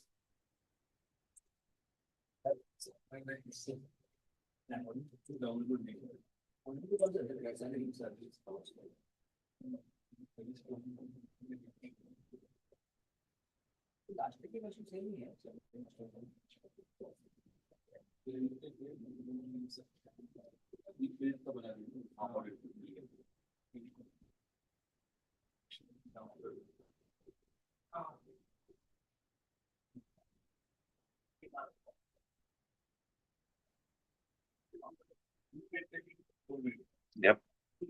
Solve these two equations and get the value of x and y, guys. This is comparatively easier because there's already 0.6. So what we can do is multiply equation 1 by 2. So we get this as what? 10% is equal to 1.6x plus 1.2y. Or equation number 3. And since this is going to be equation number 3, I can definitely say subtract equation 2 from equation 3.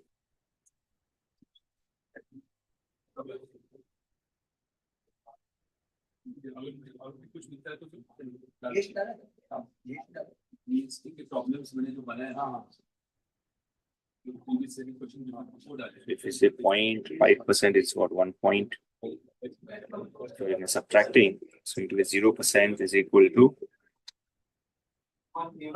when you subtract it, you're left with what? 0.7x. So of course, x is going to be what? 0%. And then we say substitute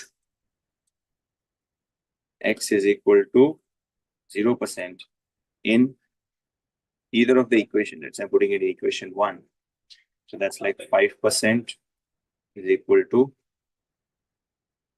0.8 into 0 plus 0.6 into y. So factor 2 premium will be 5% divided by 1.6. That's 3.33%. So risk premium for second factor is 3.33%. Okay. That's this question from the model test paper. Let's take some more questions from this for discussion.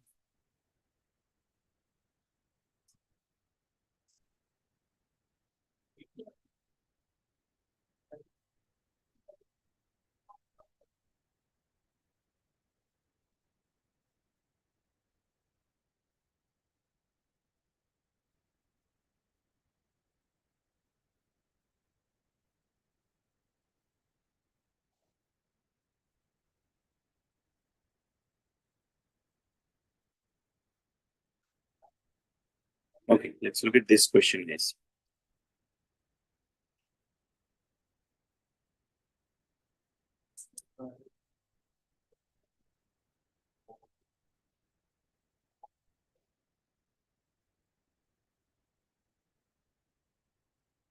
Let me just bring the question here from this part.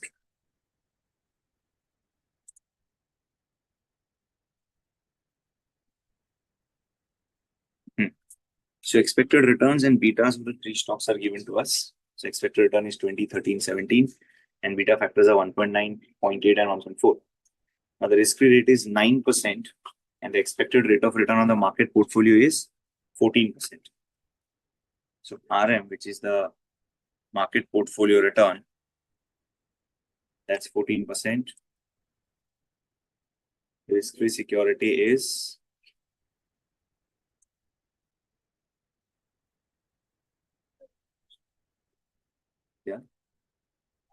आपने मालूम देवर sir मैंने तो आगे सब पूछा बात करते बाद में नोट करिए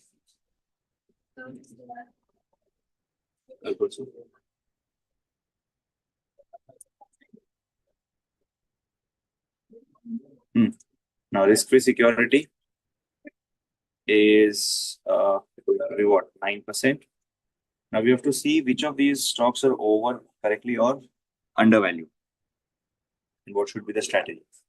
Now, how to identify whether a stock is overvalued or undervalued? The best way to identify whether a stock is undervalued or overvalued is to check for CAPM return. So the rule is, if your expected return is less than CAPM return, then stock is overvalued.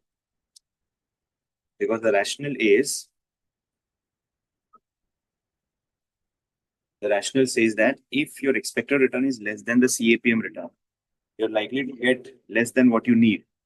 Of course, you should not be buying the share. Therefore, the stock is overvalued. On the other hand, if your expected return is greater than CAPM return, basically your stock is likely to give you a return more than what you are needing or more than what you require, then of course the stock is undervalued. Okay. And if your expected return is equal to CAPM return, then stock is correctly valued. Okay. So here we need to get the CAPM returns. So first calculate the CAPM return. And we have the RF, we have the RM, we have the beta given to us. Security A, B, and C. So RF is 9%. RM is 14%. So beta is also given as what 1.9, 0.8, and 1.4. So now we can get the CAPM return or the required return. Right? So CAPM return or the required return is simply RF plus beta into RM minus RF.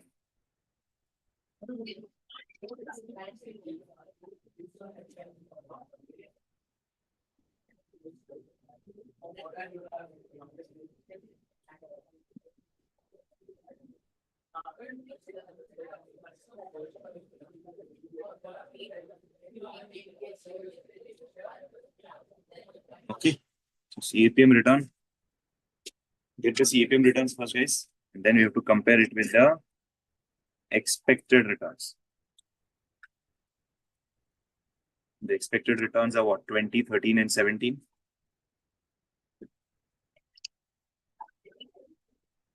First, we need to calculate the CAPM returns. To calculate the CAPM returns, we can see CAPM returns going to be RF plus beta into RM minus RM. This is 19%, 13, and 16%. So can you tell me which one is correctly valued, which one is overvalued, and which is undervalued? Your CPM return is less and you are expected to get a higher return. So this is undervalued. This is correctly valued. And here the return is, CPM return is where you need more. So of course it is undervalued. Right? So this is how you identify the valuation, whether it is overvalued or undervalued, by simply comparing your CAPM return with the expected returns.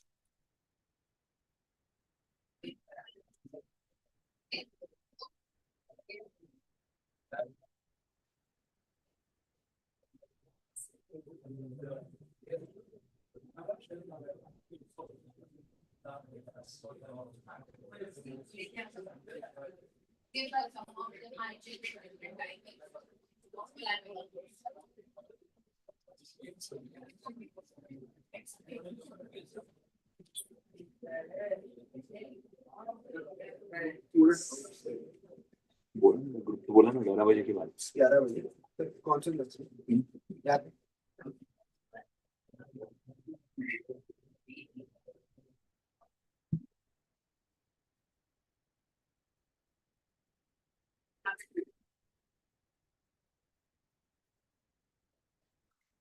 Done, guys. Okay, let's go for the next set of questions then.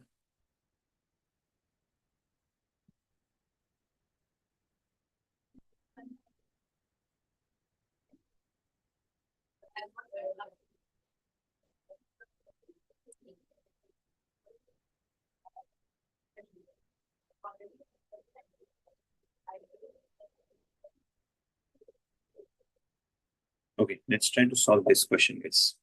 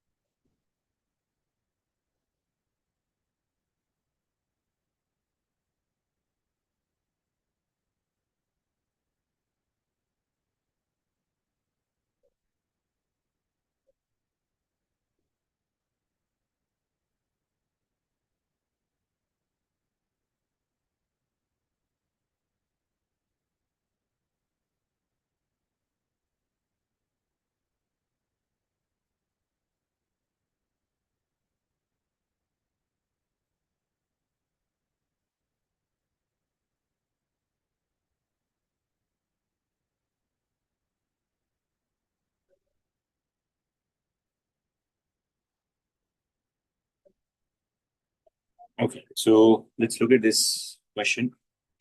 Following are the details of a portfolio consisting of 3 shares. So you've got 3 shares, ABC, with their portfolio weights, and there will be betas given, and the expected return in percentage given, and the total variance numbers are also given.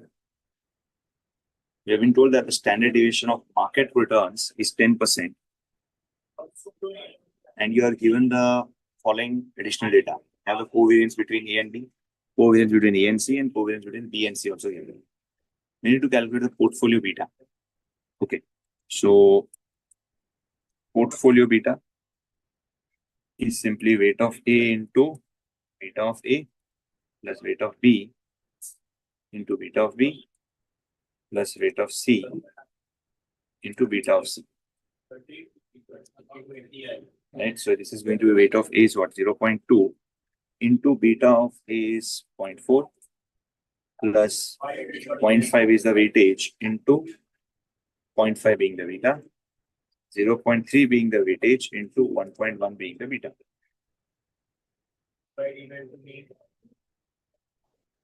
Okay, so just calculate the portfolio beta, guys. What's the number? Portfolio beta.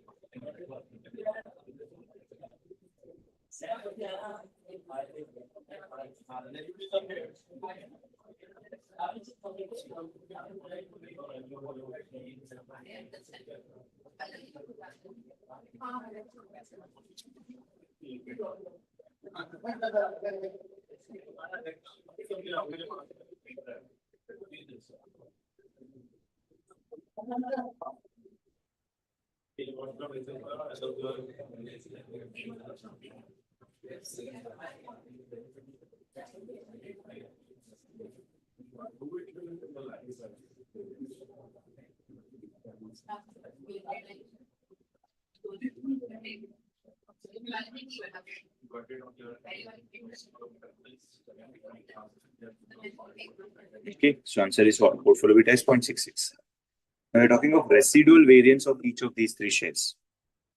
Residual variance is the unsystematic risk, right? So we'll have, let's say, security A, B, and C. So when you want to calculate the residual variance, I need to subtract the systematic risk from total risk. Right, so you can say here, for these three securities, we know what is their total variance. Total risk or the total variance, basically. So this is 0.015, this is 0.025, and then portfolio C is 0.1. These are your total risk.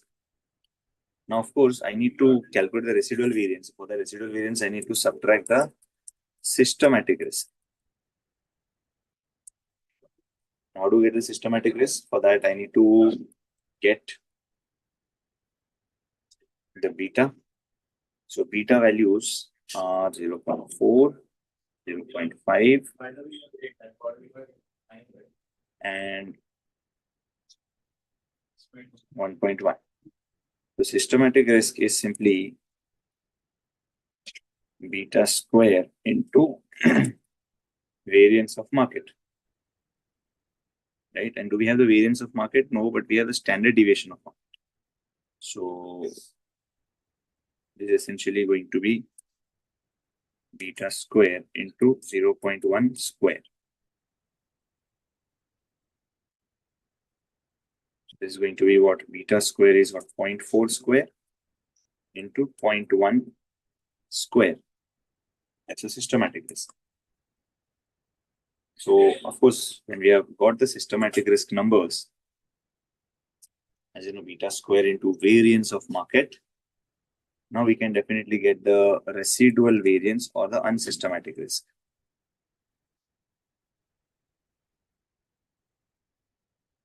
Okay, residual variance is simply the difference between these two, which is total risk minus the systematic risk. So we got the residual variance numbers, guys.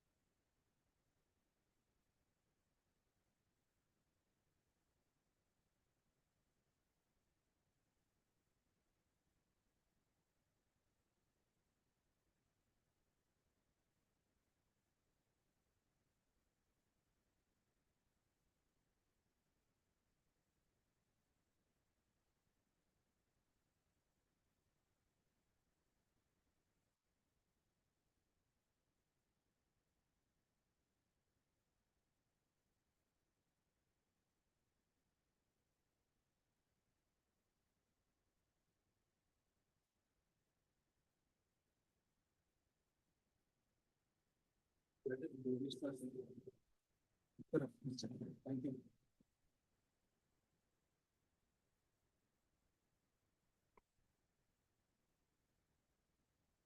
Okay, that's the residual variance. Now, portfolio variance using sharp index model. So, I want to calculate a portfolio variance using sharp index model. Portfolio variance using sharp index model. This is what we know, that it is going to be portfolio beta square into variance of market plus weight of A square into error of A, or rather I'll just do one thing. I'll write it for the ease of simplicity. This is going to be portfolio beta square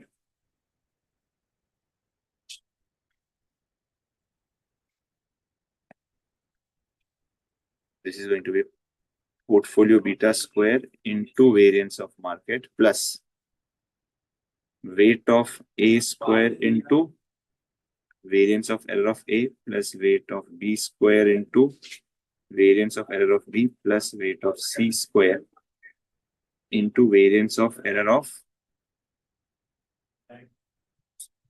C. So, what's the portfolio beta? Portfolio beta is 0.66. This is 0.6 square into variance of market. Now, variance of market is, of course, 0.1 square plus weight of A. What was the weightage? Weightage is what? 0.2, 0.5, 0.3, 0.2 square into variance of error, which is 0.0134, plus the weightage is 0.5 for the second portfolio. 0.5 square into variance is 0.0225 plus 0.3 square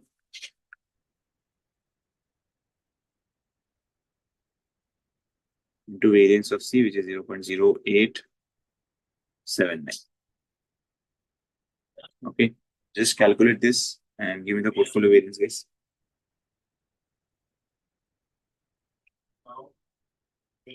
Calculate this value, portfolio variance.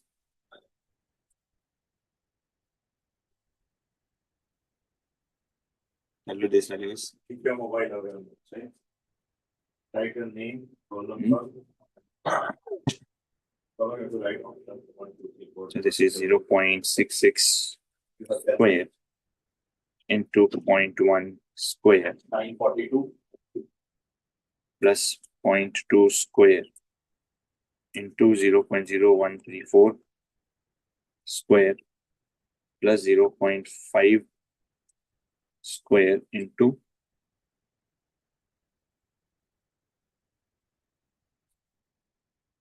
0.0225 plus 0.3 square into 0.0879.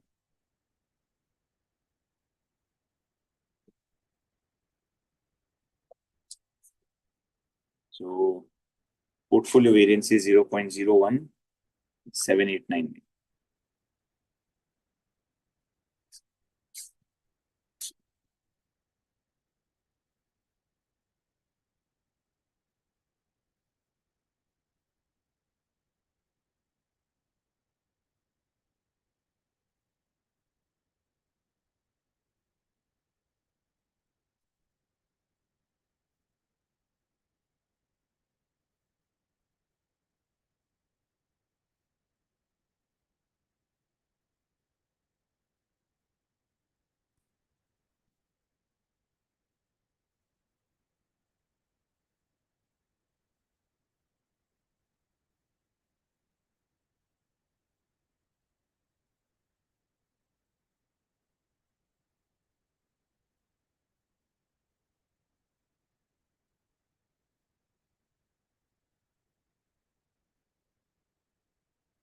Okay, so that's the portfolio variance using the sharp index model. Next, we have the portfolio variance on the basis of modern portfolio theory, for which we obviously have the covariance numbers. So, portfolio variance using modern portfolio theory. Now, here we know that this is going to be what? Weight of A square into. We have the variance numbers, right? So, I can just say this is variance of A plus weight of B square into variance of B plus weight of C square into variance of C plus 2 into weight of A into weight of B into weight of A into weight of B into covariance between A and B plus 2 into weight of B into weight of C into covariance between B and C plus 2 into weight of A into weight of C into covariance between A and C.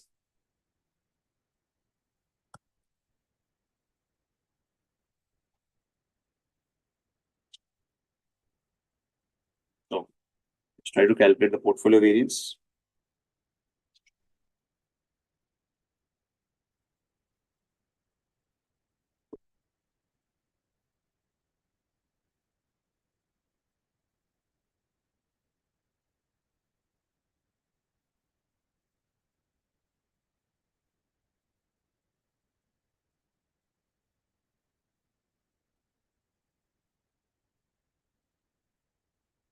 Yep. So portfolio variance is going to be what? Weight of A is 0.2 square into weight of A is 0.2. Variance of A is what? 0.015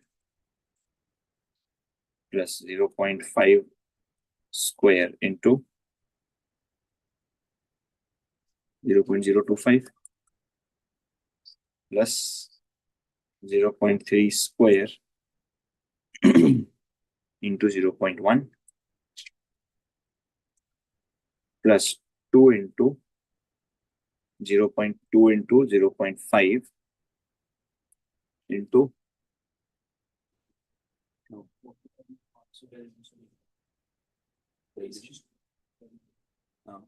presentation पे जाती कहीं बच गई थी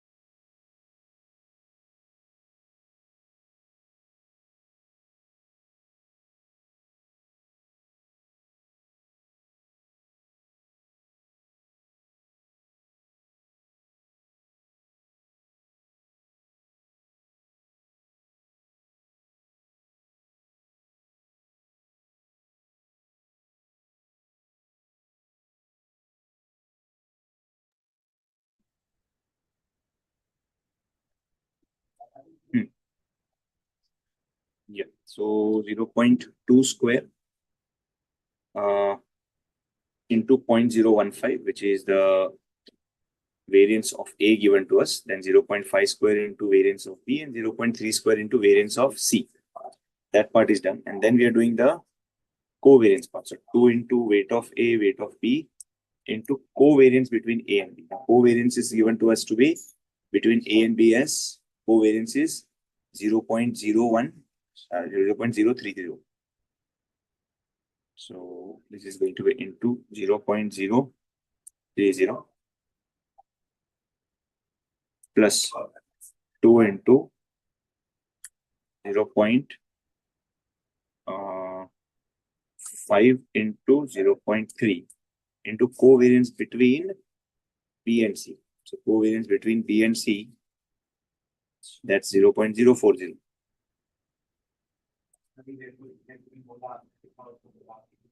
Plus this is 2 into 0.2 into 0.3 into covariance between A and C. Now covariance between A and C is given as 0.020.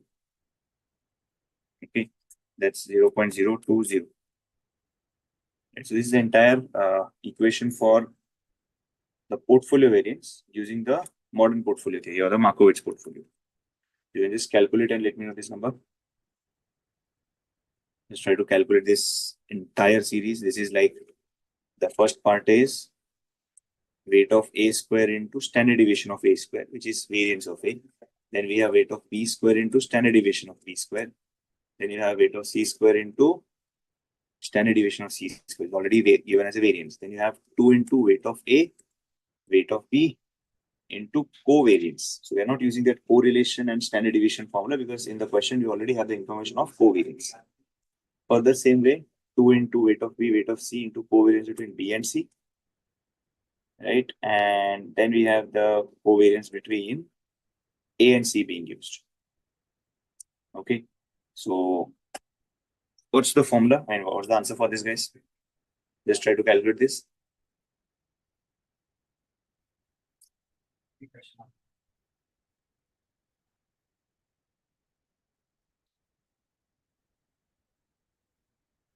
So you can just calculate it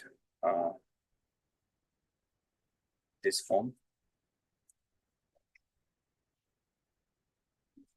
This can be done as what? 0.2 square, right, into 0.015. So the first part is 0.0006 plus next is what? 0.5 square into 0.025, which is 0.00625, right? Plus then the next is what? 0.3 square, 0.3 square into 0.1, which is 0.009. Further adding, next is 2 into 0.2 into 0.5, which is the two weightages, further multiplied by 0.030. So this is 0.006 plus the third term is 2 into 0.5 into 0.3 into 0.040, 0.012. And then the last term we have is 2 into 0.2 into 0.3 into 0.02, which is 0.0024. And then we just need to add all of them. So 0.006 plus 0.00625 plus 0.009 plus 0.006 plus 0.012 and then plus 0.0024.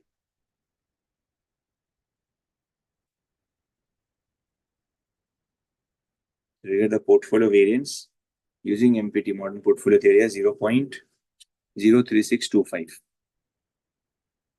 Or I would have simply taken this up like this and pasting it over here, you would have got the same answer. So you can see that's a Markowitz modern portfolio theory, and Sharp are definitely likely to give you different answers because they are following a different approach. Because when you're looking at the sharp index model, what does it assume is that there's no relation between the error terms or the unsystematic risk of the individual securities. So we eliminate that error term, or I mean the correlation between the error terms, and we just take the individual error terms into account. Okay. Fine, guys. So that's the solution for this question, which we have taken up from the MTP. Okay. Now, one last part that I think we should be revising over here is to look at the performance evaluation. So performance evaluation, we have done this in mutual fund, but just a quick recap. So we may have performance evaluation using three numbers called as Sharpe ratio.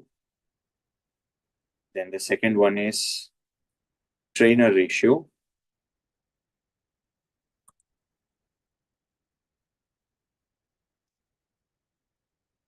And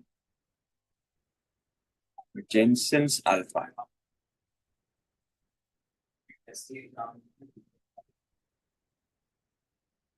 Okay, Sharpe ratio, trainer ratio, and Jensen's alpha. In all of these, ratios, they are going to help us in understanding how better particular portfolio is performing. Sharpe ratio is going to tell us what is the excess return to total risk. So this is the ratio is going to tell us what is the amount of excess return to total risk. Trainer ratio is going to be something that's going to tell us how much is the excess return to systematic risk. And Jensen's alpha will be again excess return to CAPM return. Okay, so if you look at them, the formula comes out to be what?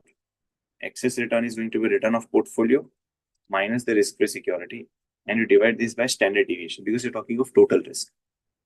Trainer ratio, you have the return of portfolio minus the risk-free security.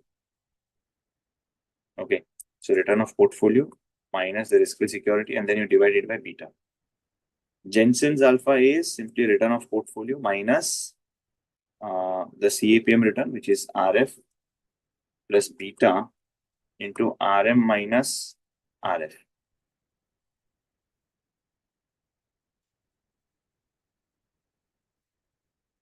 Okay. So Jensen's alpha, remember, if it is positive, it indicates that the stock is undervalued because the return portfolio is more than that. And if it is negative, then you'll understand that it is overvalued.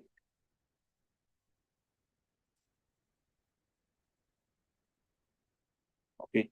And suppose if it is 0, then you'll say it is correctly valued. Okay, so positive, negative, and 0, Jensen's alpha are going to be. Now, all these ratios are obviously going to be of indicative of the fact that higher these numbers, better is the performance evaluation. Higher the number, better is the performance evaluation, or I mean performance of that particular portfolio. Okay, so with that, I think we are good to have recapped the entire topic of the portfolio management. We have conceptually covered everything. We have covered questions in the form of case scenarios, and also certain MCQs, and also followed by certain questions from the past MTPs. So I hope this was some sort of value addition to you guys, by which you'll be able to revise the entire chapter of portfolio management in one session itself. If you have any queries, then we can definitely take it up.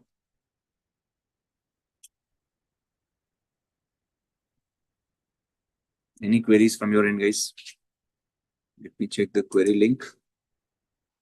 There's no query on query link also.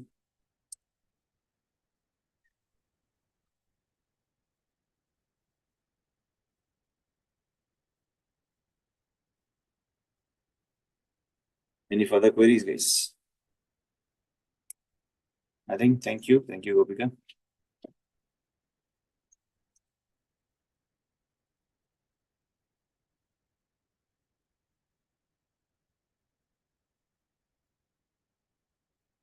Yeah, almost. I just एक second ना मैं सिर्फ ये ना email ID और phone number वहाँ पे डाल देता हूँ just in case someone wants to ask any query.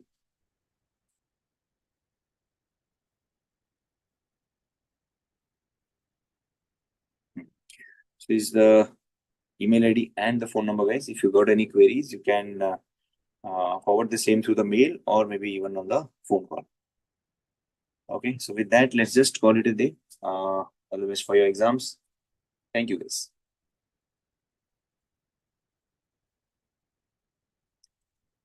Done, sir.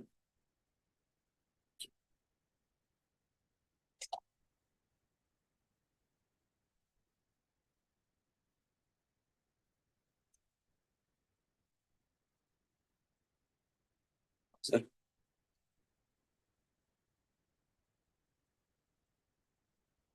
नहीं और कोई mail नहीं. Do you guys पता नहीं? Okay, let's stop here. Bye. Good day.